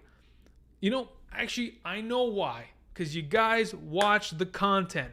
That's what I'm talking about, guys. I'm not even gassing you guys up. What are these teams? Okay, let me see some 12-team leagues, okay? Juice Vega says, rate my 12-team league. All right, let's check this out. We have Adams, Jefferson, Chubb. No, that's not real. Nope, not real. No, you're absolutely capping. I tried to get to one 12-team league that wasn't capping, and you absolutely tried to troll me there. Oh, my God. You guys are just the worst. All right, Anthony Baca. Let's hope that you can redeem for the 12-teamers, okay? In a full 12-team PPR league, you went... Okay, so you have Aaron Jones, and then I'm confused. Do you have Kelsey? You have Darren Waller. Okay, Aaron Jones, Darren Waller. Then you go Chris Carson. Then you get CeeDee Lamb. Then you end up getting... Dak, Darrell Henderson. No, you would go Robbie Anderson. Yeah, Darrell Henderson, then Robbie Anderson. Not a bad team. I just think in a full PPR, yeah, you got Waller at a really good value. No, I like that. Going Aaron Jones, then Waller, and then getting yourself CeeDee Lamb and also still Chris Carson with a top 5 quarterback. That's the base of your structure. Robbie Anderson's kind of a low-key steal. How's this draft going? Ooh, Darren Waller in the 2.9. Look, Darren Waller, if it's me and I'm sitting even at 2.8, I'm taking him over Ridley's really good, though. Just tough. All right, let's see. What else are we doing here, huh? Yeah, but Juice Vega, that can't be your team. It literally cannot. You can't play in a 12-team league and have 6 of the top 16 prospects. It just doesn't work that way. Are people picking Mac Jones in the first? What are we doing? Oh my gosh. All right, just to give some context before I rate a couple more teams. 3rd and 4th round, what are we going for? Running back? Wait, I can't tell you guys. No, I can't tell you guys. Because you guys are listening to this stream. You're going to snipe me. We'll talk about it when it gets there. Damn it. Okay. Chris says, rate my team. Please, Herbert, Tua, Cook, Gaskin, Edmonds, Sermon. Okay, so you have 2 quarterbacks. Herbert's obviously the go-to. You took Cook, but then you took a discount as your RB2. Why did you do so? Did you get a good tight end here? Where's your tight end? You don't have a tight end? You have Ridley, Moore, Deontay, Laviska, Devontae, and Mooney. Where's your tight end, Chris? Just type it in the chat. Just let me know. Okay, so W. Mike sent in a donation. Thank you very much, my good sir. Says... so can you do your best to dispel the 0 RB strategy? I tried to. I made a video about it, literally saying, I don't do this. It's not going to work. And then I did it, and it didn't work. So hopefully that was the thing. But 0 RB is too sketchy. It's too sketchy. The only amount of picks I'm ever going to go without drafting a running back in the beginning of a draft is I'll go double wide receivers, But then my third and fourth pick are running backs. Automatically. I'm not going to avoid running backs. You have to win with running backs. Okay, you got Waller. Okay, cool. Rate my 12-team league. But you didn't paste anything on it, Chad. Let me know, Chad. Okay. So what is coming down the line here? Chris Carson was taken. James Robinson. Okay. The wide receiver ones are gone. Mahomes hasn't been taken. Maybe in the next coming picks. Decisions. Let me see what's available here. Okay. I mean, good talent. We've got some good options here. David Montgomery gets... Look, if either of these guys, CeeDee Lamb or Montgomery, they land in this position, I take them. And it's no question in my mind. But at this current moment in time, I'm taking Mahomes. If you're going to give it to me in the back end of the third, I'll take it. Let's see, what do we got here? Let me check a couple more questions. Rate my team. Chad, thank you. Send it in full. Perfect. 12 team. Okay. You have Zeke, Saquon, James Robinson, Kyle Pitts, Ayuk, Corey Davis, Mooney, and Pittman. Okay. So I see where you made your trade. You certainly went full in on the... Ooh, you went Kyler Murray in the third. My man. Okay. Will we hit the trifecta and get Josh Allen on the turn as well? I'm not holding my breath, but there's a chance. Okay. That's a pretty good-looking team, Chad, to be honest. But my concern is if those wide receivers don't... There's Josh Allen. If they don't pan out, it's kind of sketchy. Let's see what kind of wide receivers are available here. Evans, Julio, Amari Cooper, Chris Godwin. Okay, Robert Woods is taken. He's the safest of the bunch there. We'll probably go wide receiver here. Just kind of seeing how it's all going to pan out. A couple more donations came in. I'm going to make my pick here and we'll decide. Kyle Pitts. Hey, okay. So, honestly, it was smoke and mirrors. I kind of am looking towards that running back. It's a full PPR, right? Look, at this point, because I've committed to the Mahomes factory, I'm just passing up here. I'm passing up on it. Between these two, I really like Godwin. Let's just take Godwin here. I have the colorful rainbow of picks. I'm going to have to address running back in the future, and perhaps I just made a huge mistake. But when I look at what was available, they're not guys that I want. They're like 20s and below. It's just, in a full PPR, at this point, I had to go wide receiver. But we'll see. We'll know by the end of the draft. We'll do a little bit of a review. Okay, a couple more donations were sent in. So, Mitch, let me go ahead and move this so I don't have to look up. Because it probably looks like I'm looking towards the ceiling, but the monitor is just on top of the other. That's why it's like this. Okay. So, Mitch says, rate my 12-team league. Okay, cool. Kyler, Dalvin, Henderson, CeeDee, Julio, Darren Waller. Okay, cool. So you went Cook. You ended up getting Waller in the second, and then you follow that up with CeeDee in the third, Julio in the Kyler in the fourth, Julio in the fifth, Darrell Henderson in the sixth, Chase Claypool in the seventh. I don't mind it. I'm just, look, the Darrell Henderson pick with Sony Michel there, it's sketchy. Period.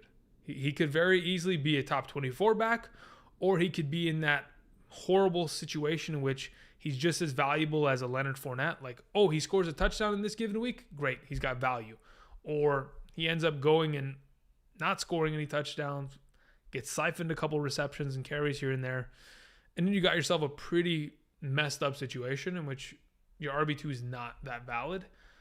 But hopefully the rest of your team, which is solid, is going to carry for, of course, the discount you took there. But ultimately, like, the discount is not that big of a deal because you still get a top tight end, a top 3 quarterback, a top 12 wide receiver, top 24, maybe top 18 with Julio if he's healthy. Claypool has upside. But yeah, Henderson scares me. In all honesty, he does. If you talked to me 2 weeks ago before Sony Michel, I had no problem. But now the worry has begun. Steven C20 says, I think I had to do Waller at 2.9. Yeah, maybe you did. I'd like to draft wide receiver at 2.9 instead, but the drop-off at tight end is scary. Yeah, no, I agree. 100%. That's what I preach, my guy. Ooh, okay. Hawkinson, man, everybody's scared of the injury, huh? Maybe that's the case. Sam Pearson says, are you trading Henderson for Gaskin in a half PPR?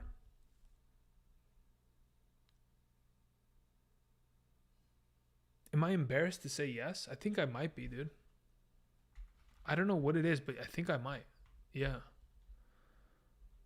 You know what the problem is with Gaskin? He's in the same scenario because we could come out week 1 against the New England Patriots and see Salvin Ahmed, and we could see Malcolm Brown, very integral to that offense, just rotating in at running back. And that could be just an absolute disaster.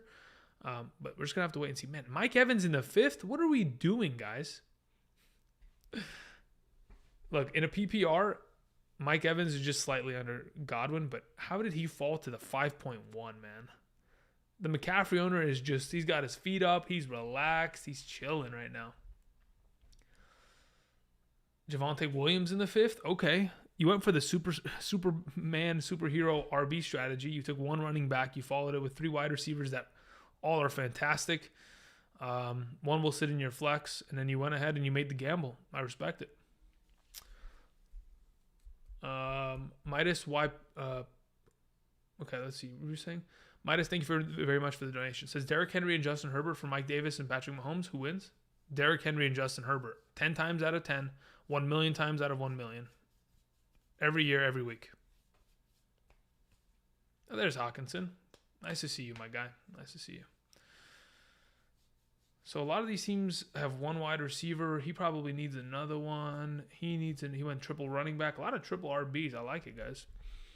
Just the one time I decide, you know what, let's go Kelsey and let's flip the coin on the Kelsey roll. What is even available at wide receiver now? Chase, Skull. Okay, Brandon Ayuk still there. T. Higgins still there. Yeah, Jerry Jeudy. Cortland Sutton is sitting on the bottom somewhere. Still got some value there. Okay, cool. Let me get into this chat, guys. My apologies. Who should I draft at number 2 in a full PPR? Cook, Kamara, and Adams? I'd go with Cook or Kamara. Specifically, I like Cook, Kamara, and Adams in that order, just as you pasted it. Will I win my league? I don't know, Josh. If I knew if you were going to win your league, then I would 100% tell you that you would win your league. But looking at your team, you have a good shot. It's just no guarantee. It could be injuries that end up, ruining your season that we just don't know of and we can't account for. A lot of unpredictability in fantasy football. A lot of, I don't want to say luck, but it is luck, whether or not a player that we didn't anticipate to deal with X, Y, or Z circumstance ends up happening. Ooh, Myles Gaskin gets taken right in front of me. I mean, I would have loved to take Myles Gaskin there, but fortunately won't have the opportunity to do so. So instead, we look at what's available here. We like the wide receiver talent, but those 2 guys to the right of me don't have their second running backs. So I'm going to take the best running back on the board, and I'm going to take Damian Harris. I'll just let them fight over whatever running backs they want to go after. Let me come back into this chat real quick. What are we doing?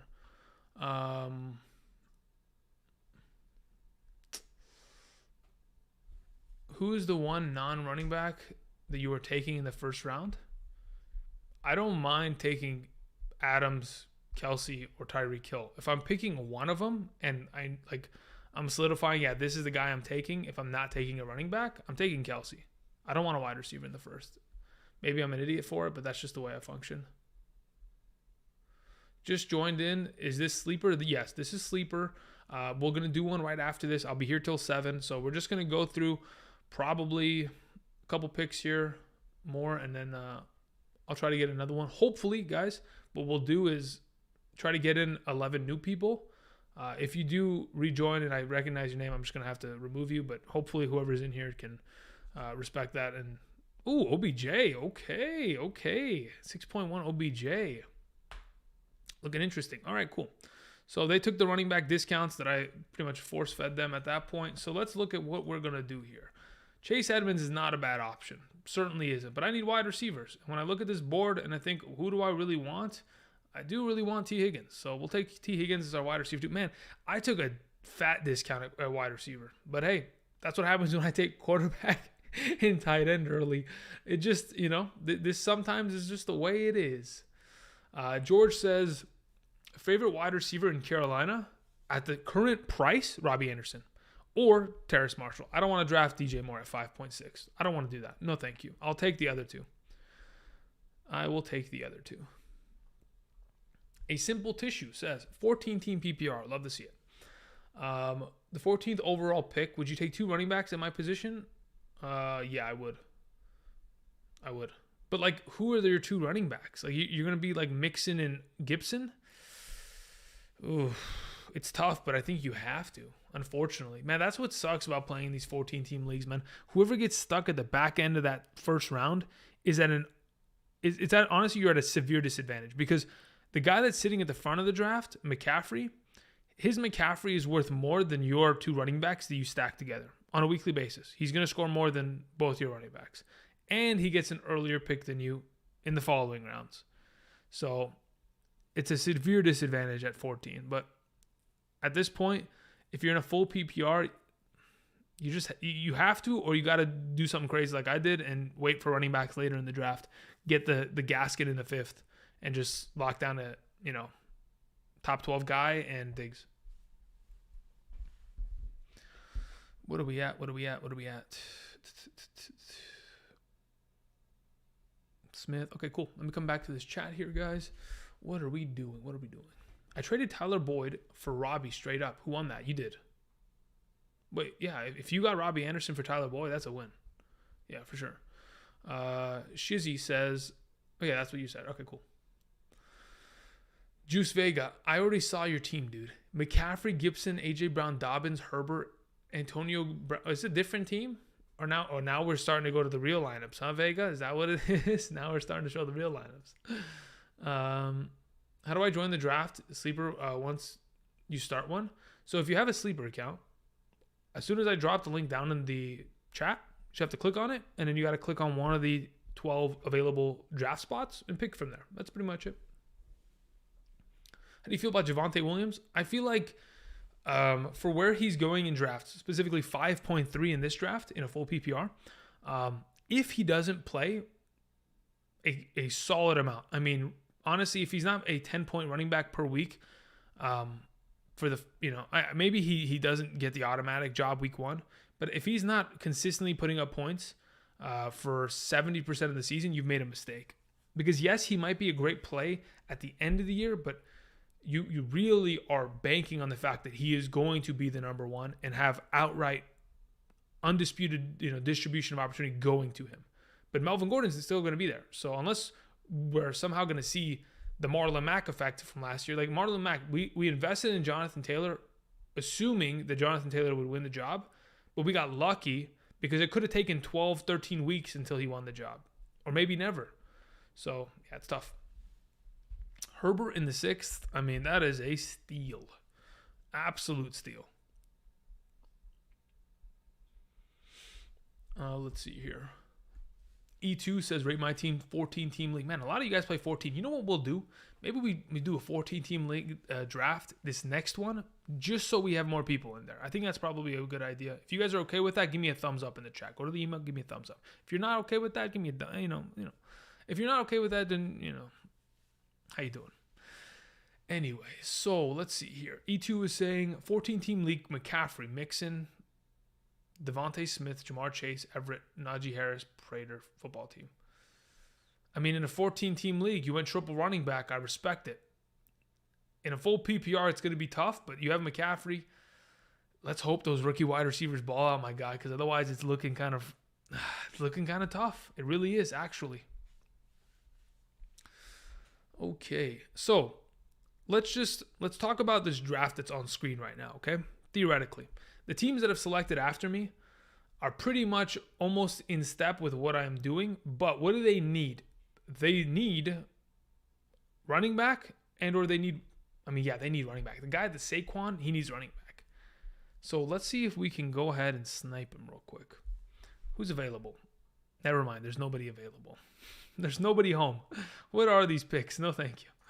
All right. Anyway, does he have tight end already? He could go tight end there, but I don't know. Maybe it's too early. Brady in the 7th. Nice. With Rodgers in the 7th. Beautiful. Let's see here.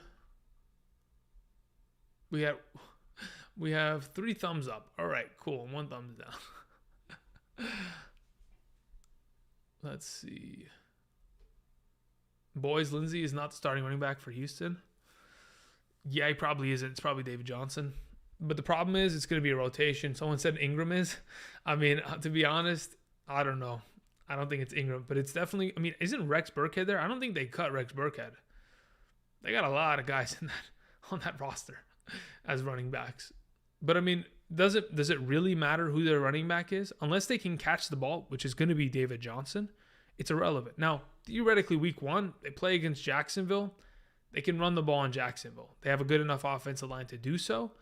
But we'll see. Maybe Jacksonville comes out and just torches their defense, and they're in a negative game script. They got to pass the whole time. If that's the case, you can't run the ball. David Johnson becomes even more valuable in that case. So, David Johnson has value. It's just how much in comparison to other backs. That's the question. Logan Thomas, Michael Thomas. Nice. Noah Fant. All right. We're taking the tight end position by the horns. When we look at what's available here, I do like Cortland Sutton, so that'll be my wide receiver 3, potential flex option. We'll see how that goes. Continuous. I'm actually curious. I didn't really look at it for very long. Who else was available at wide receiver? Brandon Cook, Chenault, Anthony Brown. Those are decent options. I could have potentially waited. Maybe, no, I'm okay there. Let me see here. Andrew, do you have any dynasty leagues on your side? What do you mean on the side? Yeah, I have one dynasty league. That I'm serious about. One other one that I'm just like in because people wanted me to be in it, but like I'm not like that committed. But yeah, I play some Dynasty, but I mean, as you can tell, the channel is predominantly redraft because that's what I love the most. I love being able to have different players every year because with different situations, different players being traded, there's just that much more of a extra layer to it. And specifically, the reason I don't get excited about Dynasty is when I'm in a Dynasty league and I go to trade for somebody, all of my league mates know, if Andrew's coming for a trade, then that means I'm getting screwed over. Or, hey, I should actually be keeping this player. Which, again, that's the nature of the beast when it comes to me trying to play with people. It's tough. At this point, in the 8.3 range, am I going for a running back here? Wide receiver? I already have 3 of them. I feel like I could, in a full PPR, take the extra jump here. Yeah, I'm going to go for the extra jump. Give me Antonio Brown. Let's just take it. Let's see how it goes. Man, I am really thin at running back, but hey, you know what? That's what happens when I spend tight end and QB. Watch and learn. Either learn from my mistakes or learn from my... there's the Chenault pick. Atta baby. Good shot. Nice job. Good pick. Rate my starters. Full PPR. Aaron Rodgers, Mike Davis, Nick Chubb, Devontae Adams, A.J. Brown, Logan Thomas, Adam Thielen. You're in a good spot, Vance. To say the very least, you're in a good spot. Oh, we're just drafting the I respect it. As you can see, I have Damian Harris, Antonio Brown, and Cortland Sutton for a reason, guys. And I was able to get 2 of them in the 7th and 8th. Pretty good. Damian Harris has kind of gotten more expensive over time, but it is what it is. My necessity for running backs forced me to overpay for him.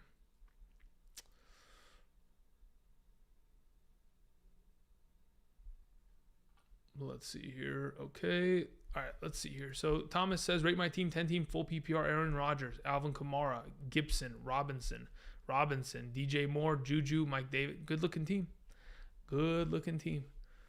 I mean, the fact that you have 3 solid running backs and then you still have Mike Davis, that means that people are going to come knocking on your door for a running back in the first couple of weeks because someone's going to go down with an injury. It's an inevitable factor of playing fantasy football.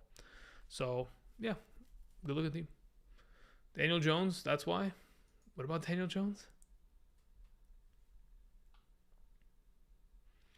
Andrew, do you play in money leagues?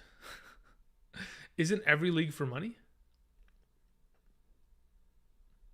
What do you mean franchise? Like, I mean, I don't play for free leagues. That's if that,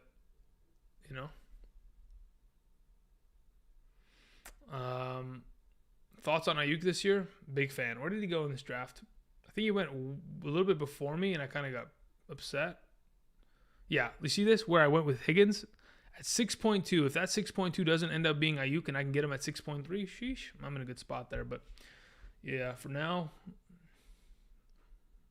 I'm pretty good with him. Vega, can you stop spamming, dude? Like, it's. I've already talked about your team.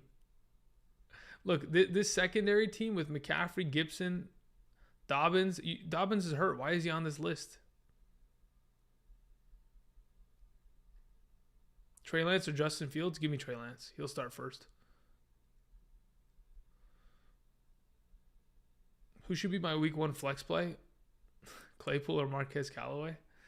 I'd play Callaway, honestly. There it is. Michael Pittman in the 9th. That's a steal.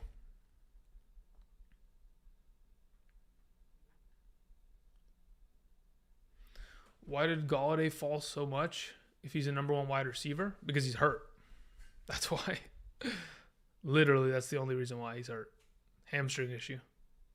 People are scared of it. They're gonna look. The issue is that and I don't blame anybody for being afraid of it because I am too. But at some points, I'm willing to invest.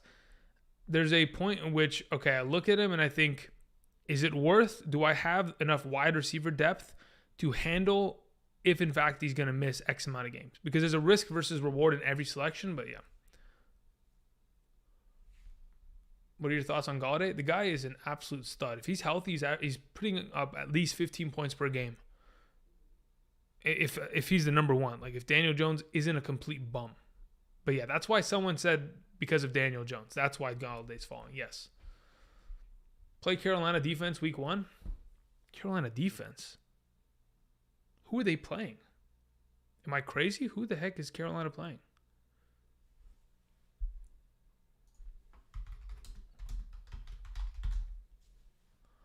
All right, let me see here. Week 1, who's Carolina? This is why I'm saying don't ask me about matchups yet. I don't even know who's playing who. The Jets? I like starting my defenses against the Jets. I just don't know if this Jets defense or offense is as bad as people presume it to be. But hey, we'll see. We will see. Higbee, Zach Moss in the 9th. Okay. Not bad.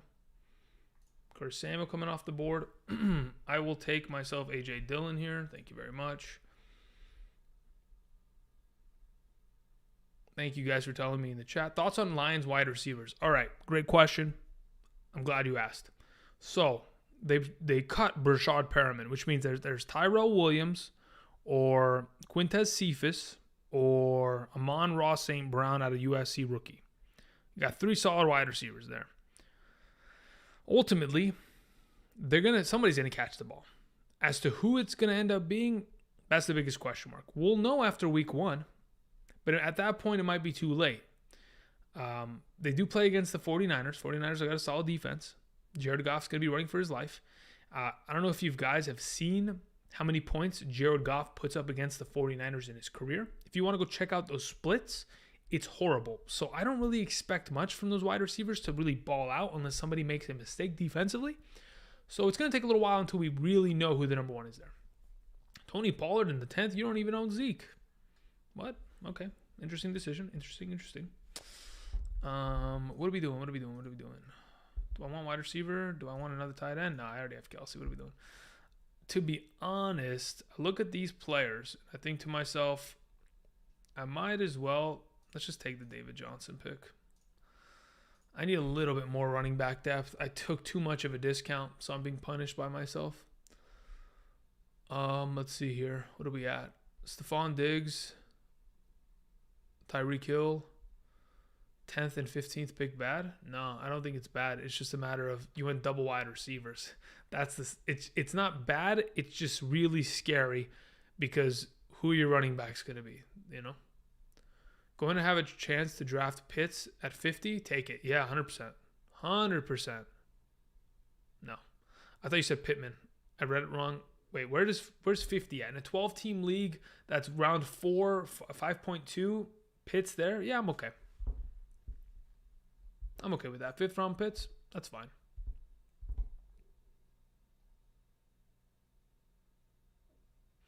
I have what's this trade? I have Devontae Adams, Miles Sanders, trade for Tyreek Hill, Jonathan. Yes, automatic, not even. Corbin, please accept that immediately, dude. We're trying to help you win. That is a for sure take.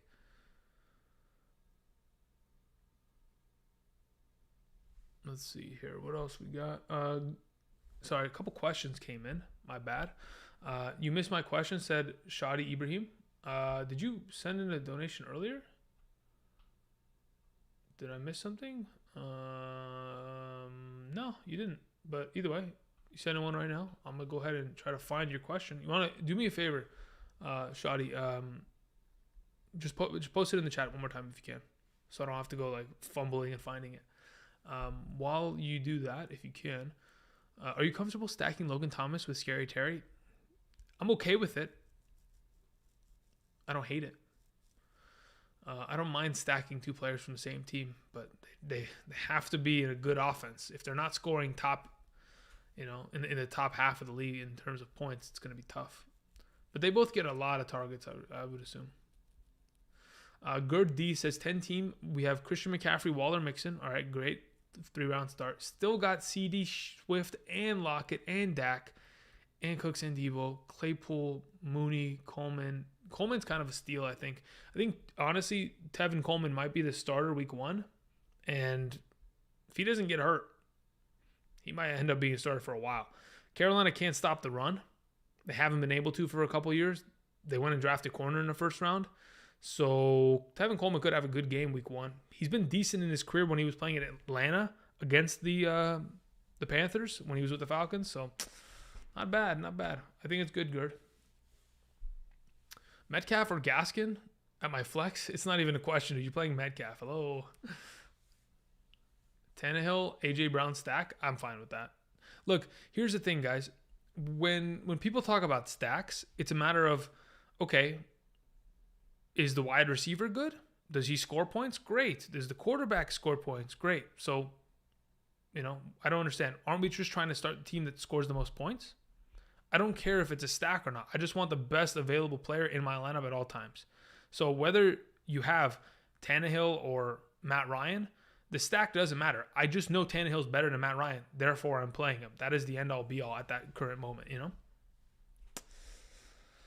How do you feel about Jamar Chase? Been grabbing him in the 7th and 8th rounds. I think he's a steal at this point. But there's also the inherent potential risk of him. But yeah, if you can get him in the 7th and 8th, then you're fine. As of right now, he went in the 5th. In a full PPR, obviously, it's going to slightly kind of move up everyone's ADP in comparison to a half or a standard. So just depends. Ruggs in the 11th, honestly, could pay off. That's another one of those scratcher tickets that you're like, oh, okay, well, I didn't win this time, but hey, only spent an 11th round pick. Let's see here. All right, my selection is almost up here. We got double tight ends taken. That looks like an auto pick to me. All right, so probably after these next 2 rounds, I'm going to bounce so we can start a new one because we only have another 40 minutes until stream is done. So I'm just going to make these next 2 selections, guys. And oh, you took Marvin Jones in front of me. Damn, dude, I was waiting for it. Okay. Who's available? Nope, don't want that. So what we're looking for is wide receiver. I will take Jacoby Myers here, and we'll keep it moving. Tevin Coleman, I was speaking of him, and he shall appear. Thank you very much. Keep it moving. You know what scares me about McCall Hardman, guys? Okay, before we start this next draft, I got to make it a solidified point to talk about him and to warn you of the potential of overpaying for him. Even in the 11th, yes, I understand there's a discount, but sometimes it just ain't worth it.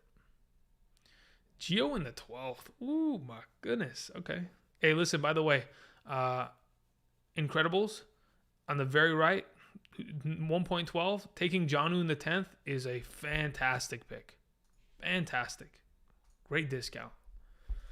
All right, what are we looking for here? To be honest, I'm just trying to stack up. I'm just grabbing Bryan Edwards. Another one of my scratcher tickets. Okay, guys, give me a second here. Let's move back here. The football's coming. Don't be scared. There we go. All right. So while I set up a new draft, give me one moment. Again, what are we doing? We doing 12 or are we doing 14 team? Let me know. I'm avoiding all the Bucks running backs. Alfonso, so am I. I'm avoiding them like they're the plague. Don't want anything to do with them. No chance. I will go ahead and I will. Somebody else can have them. Let's see here. I mean, they're such a productive offense that they could theoretically have 2 running backs score 10 points a week for the whole season. It's possible. But again, just sketchy. 14, 12, either 12, 12. Thumbs up. 10. Yeah, 10's too little. We need more people in here.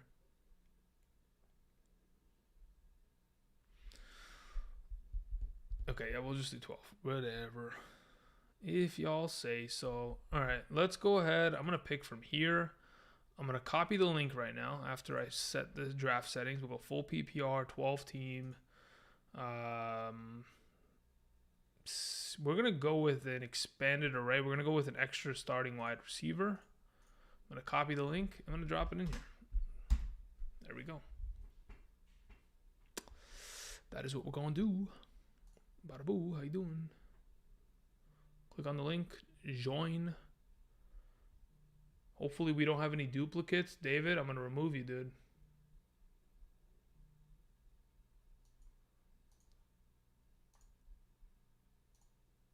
I'm actually not kidding. I don't want any dupes in here, guys. We got to spread the love.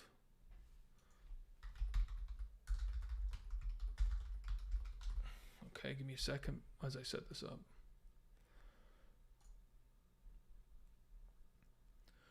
All right, so David, we got to get you out of here, my guy. I love you, but we got to get you out of here.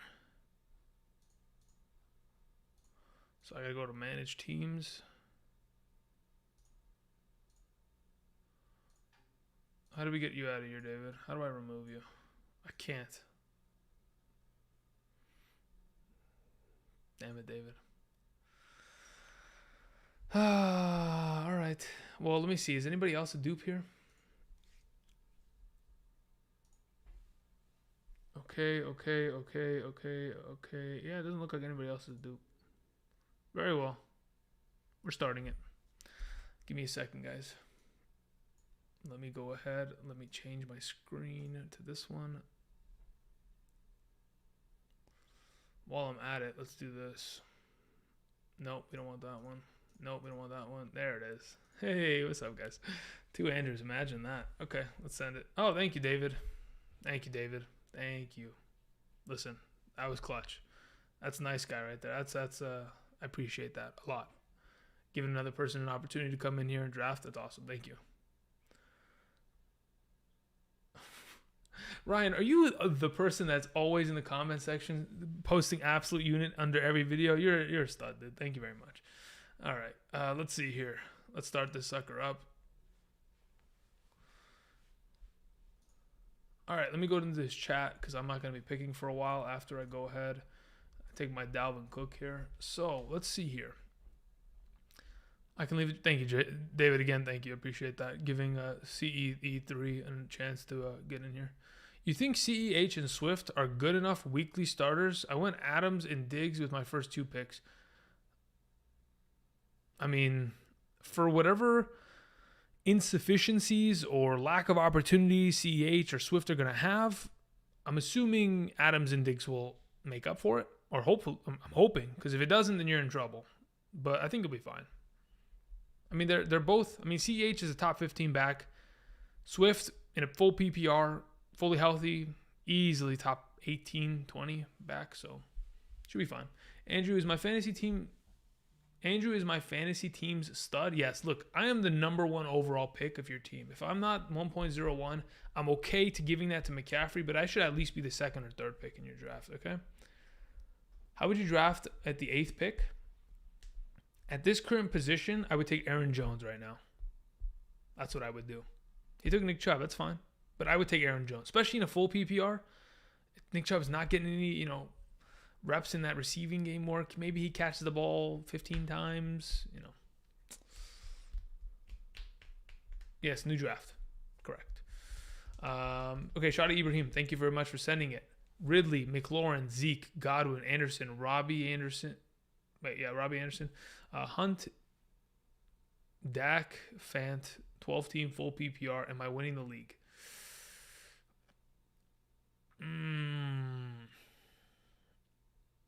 I don't know, man. It doesn't look like I'm going to be totally honest. That doesn't look like the league-winning team. Zeke as your RB1's fantastic, but as your RB2 and your only other RB being Hunt, I mean, he's going to have to. Look, Hunt scored 11 touchdowns last year, guys. I don't know if he can do that again.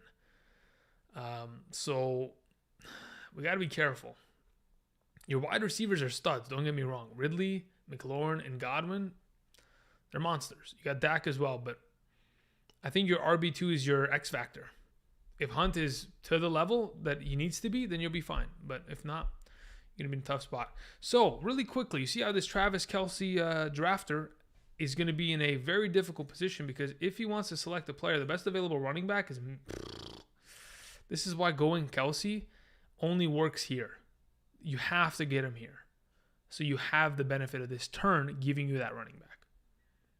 Because this, it works. Technically. But doesn't feel good. There it is. I was waiting for somebody to... That's what I would do. I would go Aaron Jones, and I'd probably take Waller here. Whoever was asking what I do at 8. Who's the first round guy you are least confident with? The first round guy that I'm least confident with? Barkley. Yeah.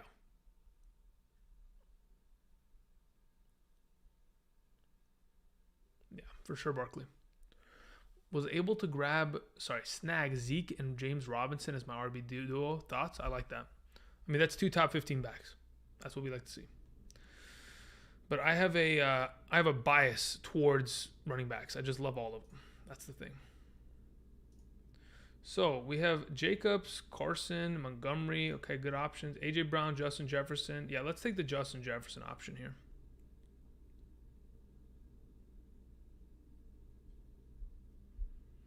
I want to see how this draft potentially transpires after this selection. Because the McCaffrey owner here knows that he needs to go running back. If he doesn't, then he's going to be, he's going to go, I can guarantee you Mike Davis in the 5th. Here it comes. So with that being done, I really do like the potential of going Jorge Kittle here. But a running back seems like it's probably, can I get away with, let's try it, man. Let's give it a shot. Maybe I can get away with it. I don't think so, but let's give it a shot. Josh Allen in the Josh Allen number 1?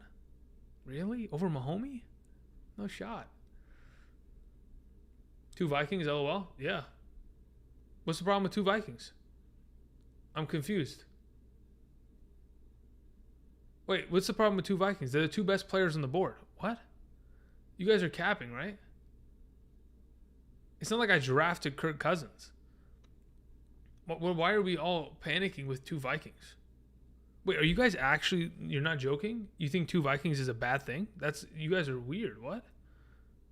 How... Guys, Cook is definitively the best running back on the board there. And then Jefferson, I got him at 2.11. The guy was a number 6 overall wide receiver... Well, no, scratch that. He was actually better. Hold up. Wait a minute. 1,400 yards.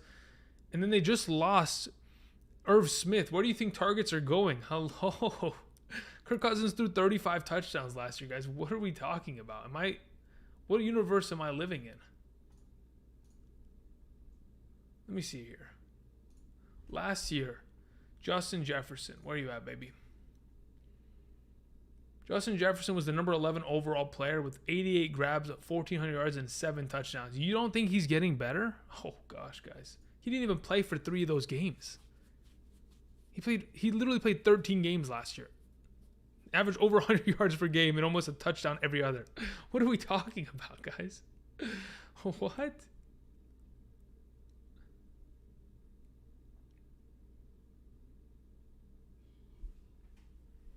Who you taking in the 8th pick there? Who's the best available? Let me see here. Oh, I can't do that.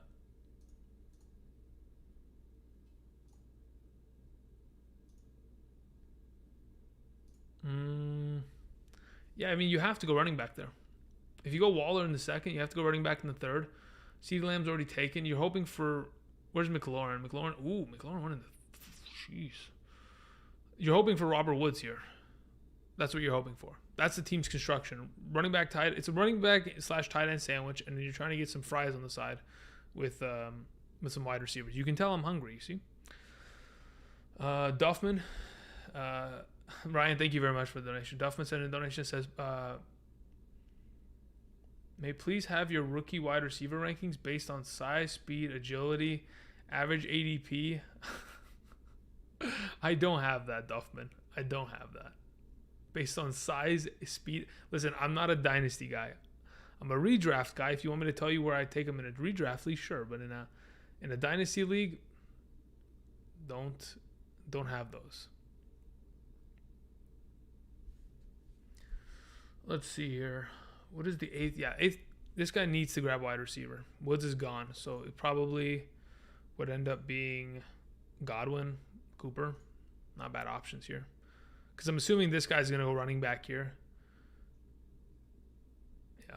This guy needs running back as well. Running backs are taking running back here, running back here. I need a running back. I'm going to make sure that McCaffrey guy doesn't get Mike Davis because that's what he was looking for. Anyway. Jacob says, thoughts on CMC, Aaron Jones, Najee Harris.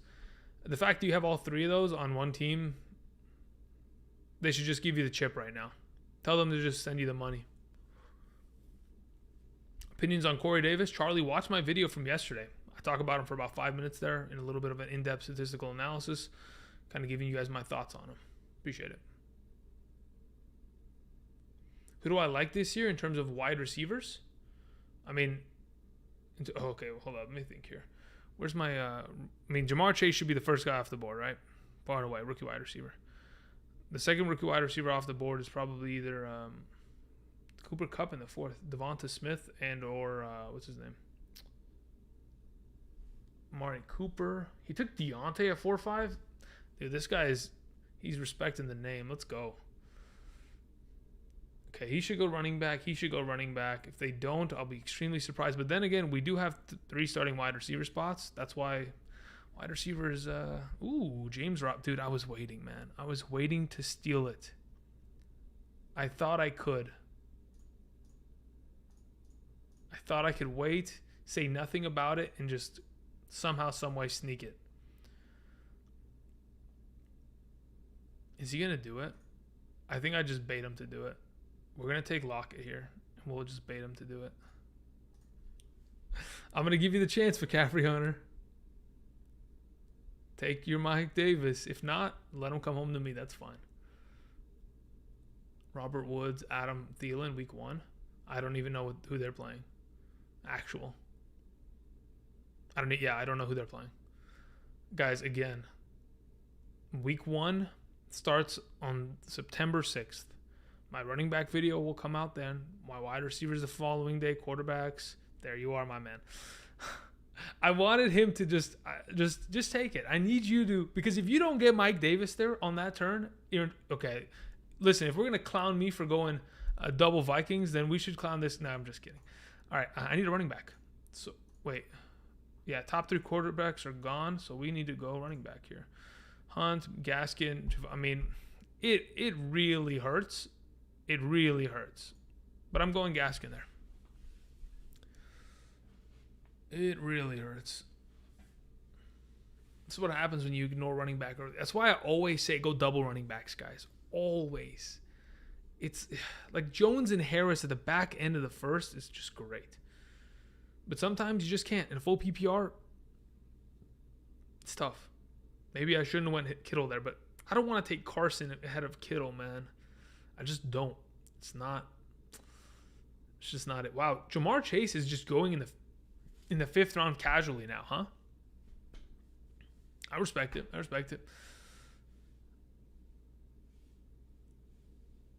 Adam Thielen's playing Cincinnati.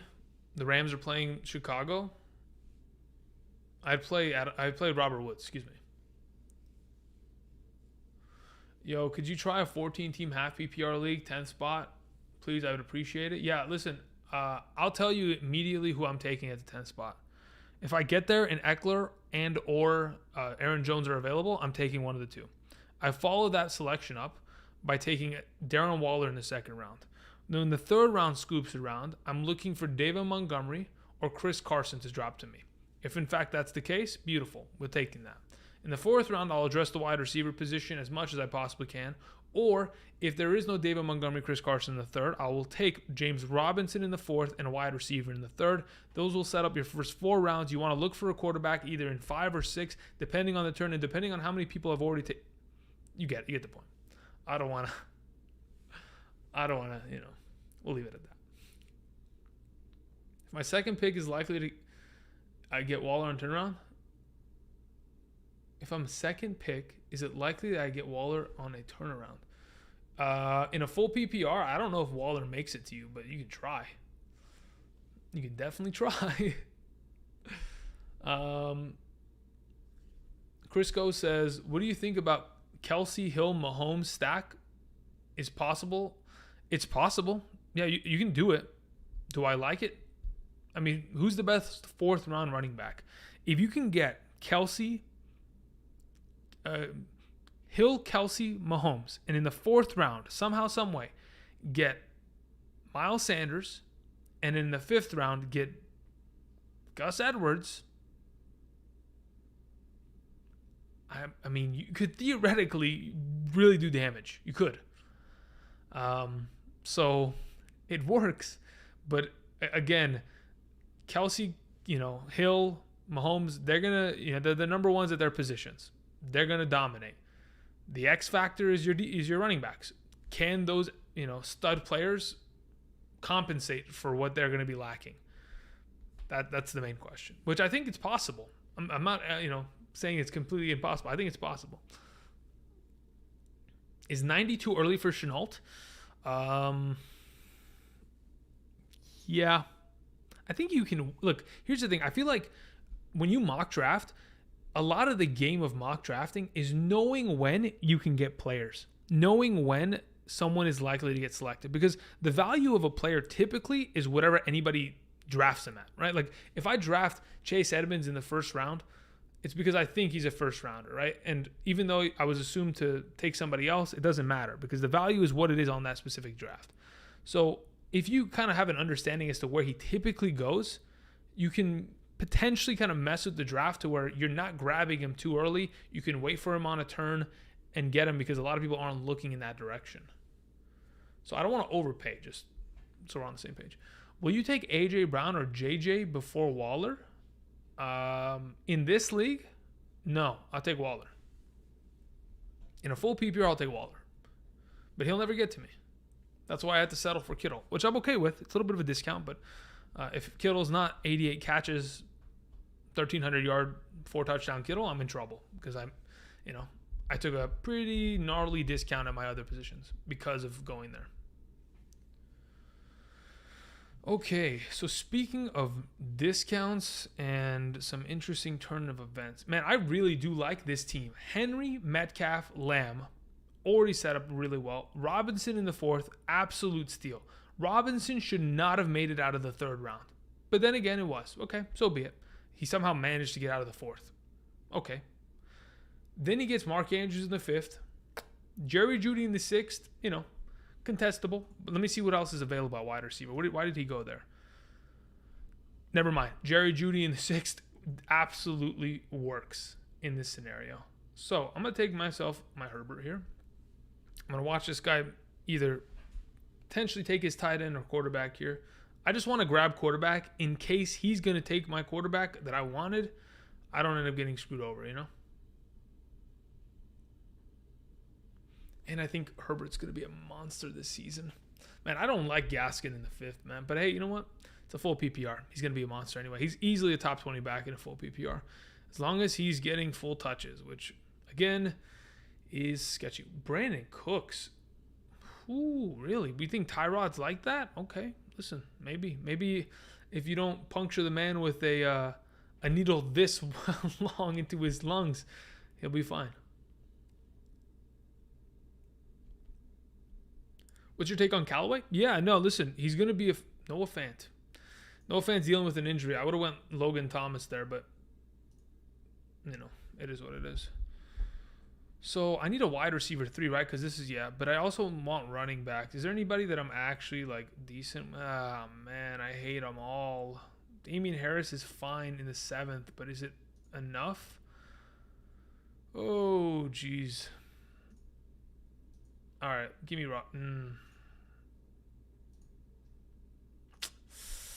It hurts. It hurts. There goes Robbie Anderson. I knew it, dude. I'm just gonna hope that wide receivers fall to me. Let's just take a third running back and just sit on our hands now. All right, what was the question? Is Keenan Allen gonna go off the board with Herbie? No, he wished. I wasn't gonna let him.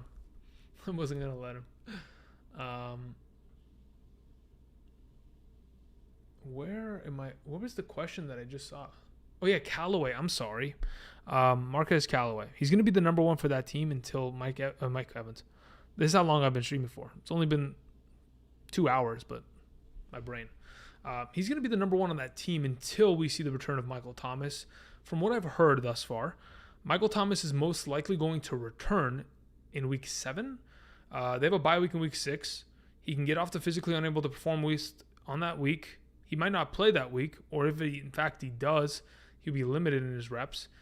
I don't think they're rushing him back. They want to build a relationship with this man, and they don't want to end up, dividing it any way that they possibly can. It's going to be tough. So for now, Callaway's the starter for the first 7 weeks of the season.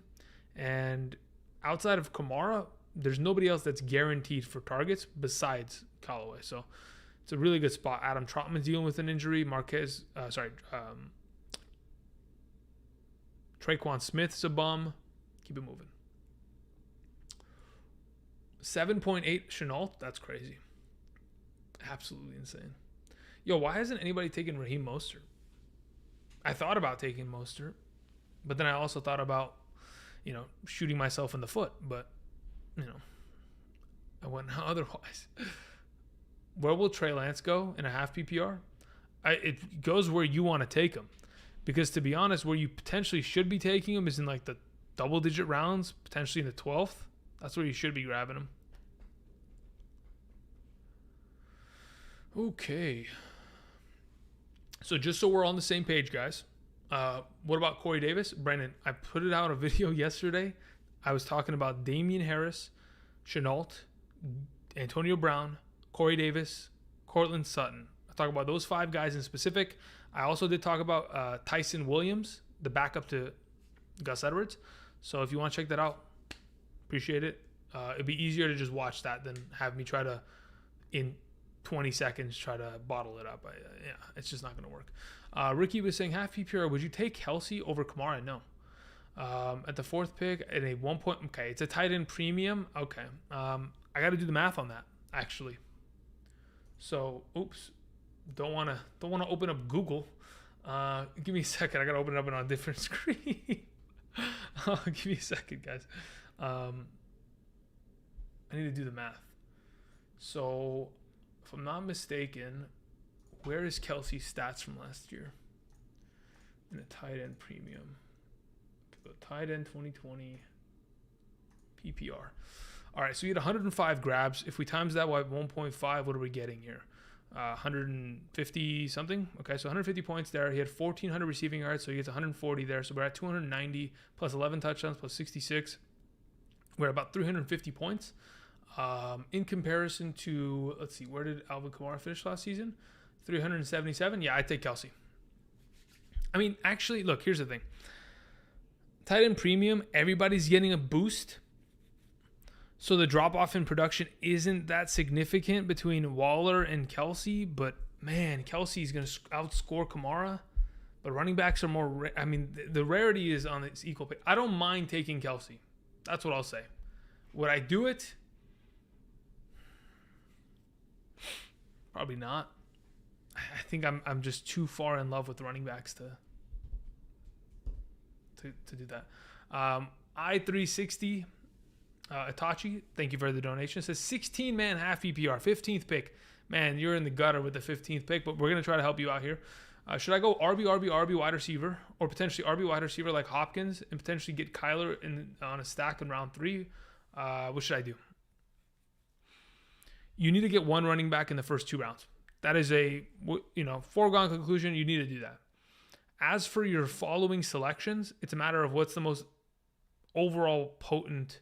Like, I don't mind going in the first round at 15. Man, you're not going to get a running back. You're going to get Mixon. You have to, though. You have to take him. Let me think here. Give me a second. Let me make a selection here. Okay. How many wide receivers do I have? I don't have a lot. So we look at the available juicers here. We have Corey Davis, Deebo Samuel, Tyler Boyd. I'll put my money where my mouth is here. So what I would say, I-36 or I-360, sorry, is dude, why did you have to pick so fast? A.J. Dillon in the 9th is not bad. Not bad at all. I mean, I thought about it, but I need wide receivers. So thank you for letting me be myself. Yeah, no, we're just taking Tyler Boyd. Cool. So the whole point is, if you're at 15, let's see, who came off the board 15 years? 12, 13, 14, 15. Antonio Gibson. If you take Gibson, and then 2 picks later, you have the potential of getting Waller or Diggs or Hopkins, I'll take him. Yeah, I'm okay with that. I don't want to go double RB. In this case, I'll go RB with a tight end or wide receiver. In the following round, if Kyler is still there and you want to go, Gibson and Hopkins, because Hopkins is a safety, like automatic top 5 wide receiver, so you're not really messing around by taking him there. You're kind of getting automatic value. I think it's great, but I don't know if you want to go wide quarterback there. If it's a 4-point per passing touchdown and you're in you know what? Never mind. If you're in the 4th round, I would say, yeah, go for it. If you're in the 3rd, I'd say go for it. Because typically my rule of thumb is if there's a top 3 quarterback available in the 4th, I take it. So, yeah, I go for it. Stack them with Hopkins. Gibson, Hopkins, Murray. And then you potentially, in the 4th round, if you can maybe somehow, some way get James Robinson, Miles Sanders, that'd be best case scenario. But otherwise, you go wide receiver, and then you just try to grab one of these later Gaskin, Edwards, Damian Harris fellers. New York Punter says, my team name is Brown Booty Bandits. Thanks for letting us know, and I appreciate the donation. Okay, dude. Let's see here. Nelson Aguilar from New England. I'm not too much of an Aguilar lover. I'll take Jacoby Myers. I'll take Jonnu Smith. I'll take Damian Harris. But I'm not particularly fond of what potentially might be of Nelson Aguilar's value. I just don't see it. What do you think? Okay, who do you think wins? Running back job in Houston. Who do I think wins the job? I don't think there's a job to be won.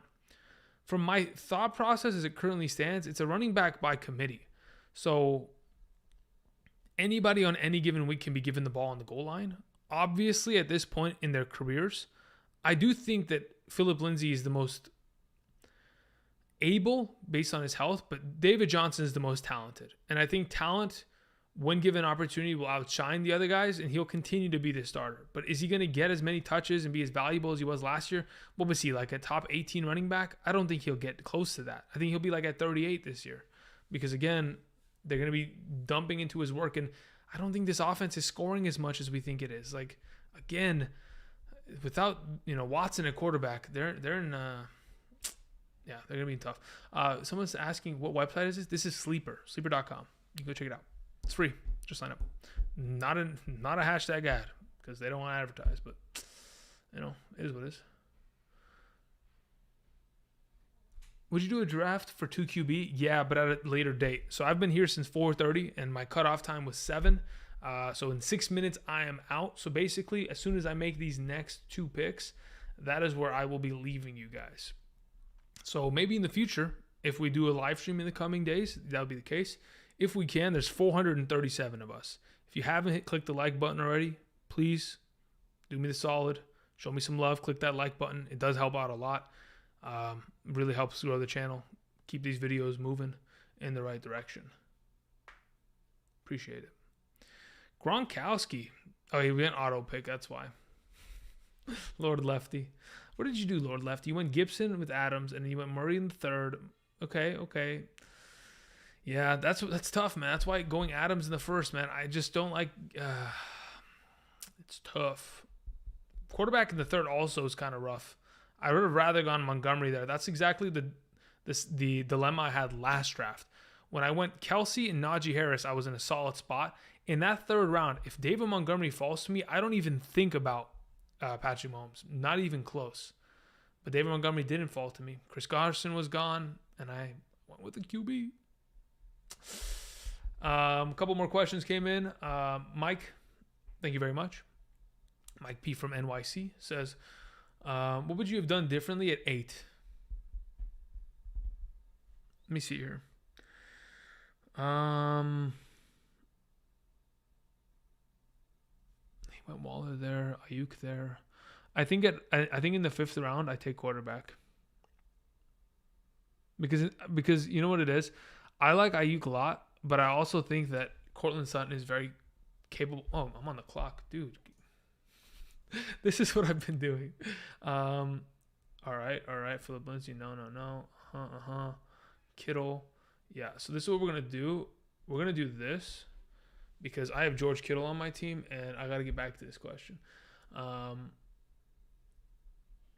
Where am I at again? What would I do different at 8? Yeah, I think I might go Lamar at that 5 point, or at least a quarterback. I don't think it would be specifically Lamar.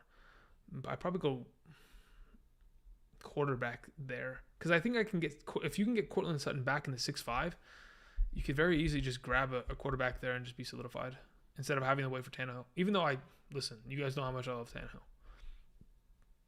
Okay, last question here. Matthew Barnes says, rank these for me.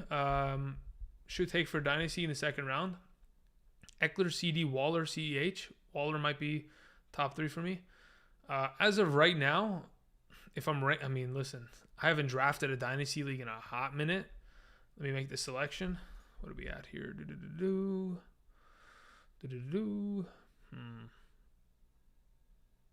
PPR backs are gone. They've been siphoned. James White's not bad, but it's just like, do I really want James White? What do we have here? Russell, these are rough. These are rough times, guys. But look, when I look at this bunch, I'm looking for a scratcher ticket to pop off. Oh, no. Okay, good. I got it. I sniped it. I'm just looking for the scratcher ticket. Like, I could have theoretically at running back went with, dude, I just don't want these guys. I don't feel like none of, God, they're so bad. We all know it. They're just so bad. Whew, it's tough. All right. Anyway, Matthew Barnes was saying between those guys in a Dynasty League, full PPR, Dynasty-wise, I'm thinking you go CeeDee Lamb first, Darren Waller second, CH Eckler last. But, yeah, it's just based off age. I think, look, CEH just scares me because I know what his potential is, but he's such a small running back. I don't know how long he's going to last for. Same thing with Eckler, man. Like, these guys are in interesting positions. But then again, I will tell you from, like, just right away, I am not the guy to ask for Dynasty. There are so many more people that look at Dynasty than I that would be far more qualified than myself to tell you. In a redraft league, I would tell you who to take. But in it would be Eckler automatically. But in the scope of, hey, can I get CeeDee Lamb and have him for the next 10 plus years? That's something that I'm interested in because what does the NFL stand for? Not for long. And for a lot of running backs, it doesn't last long. And they typically don't get to their second contract for a reason. So it's tough, to say the least. Or at least you're taking Saquon back into the first, 11 or 12, maybe, depending on how the draft has gone. All right, guys. My time, it is 6:59. Thank you, everybody, for watching. I do appreciate you guys spending your time here today. This was an impromptu live stream of sorts, but y'all came out and y'all supported. I do appreciate you guys spamming that like button. You guys are awesome. Thank you. Tomorrow, we'll be back with more content, video-wise, talking about some running backs that I'm keeping my eye on as I enter these drafts. I do appreciate you guys. If you guys want more content than just this kind of stuff, you want my rankings for this upcoming season, tier-based, half PPR, full PPR, my draft guide, all of that down in the description of the video. You can either go to the Patreon and sign up there for the monthly service. If you sign up now, you can pretty much have all of September, all my weekly rankings, all my flex rankings set. So you don't have to just spam in this chat and hope that I answer you on Sunday mornings, because I know it's difficult and I know I can't get to everyone. So either way, thank you everybody for watching. Links down in the description if you're interested. Appreciate it, guys. And until next time, thank you for those of you who, of course, were here. Those of you who were able to participate in these drafts, keeping it fun for us, kind of going through all of this madness, to say the very least. I need to go and get something to eat. So thanks, guys. I appreciate it. Have a good one. Peace. Wait, where is it? There it is. Later, guys.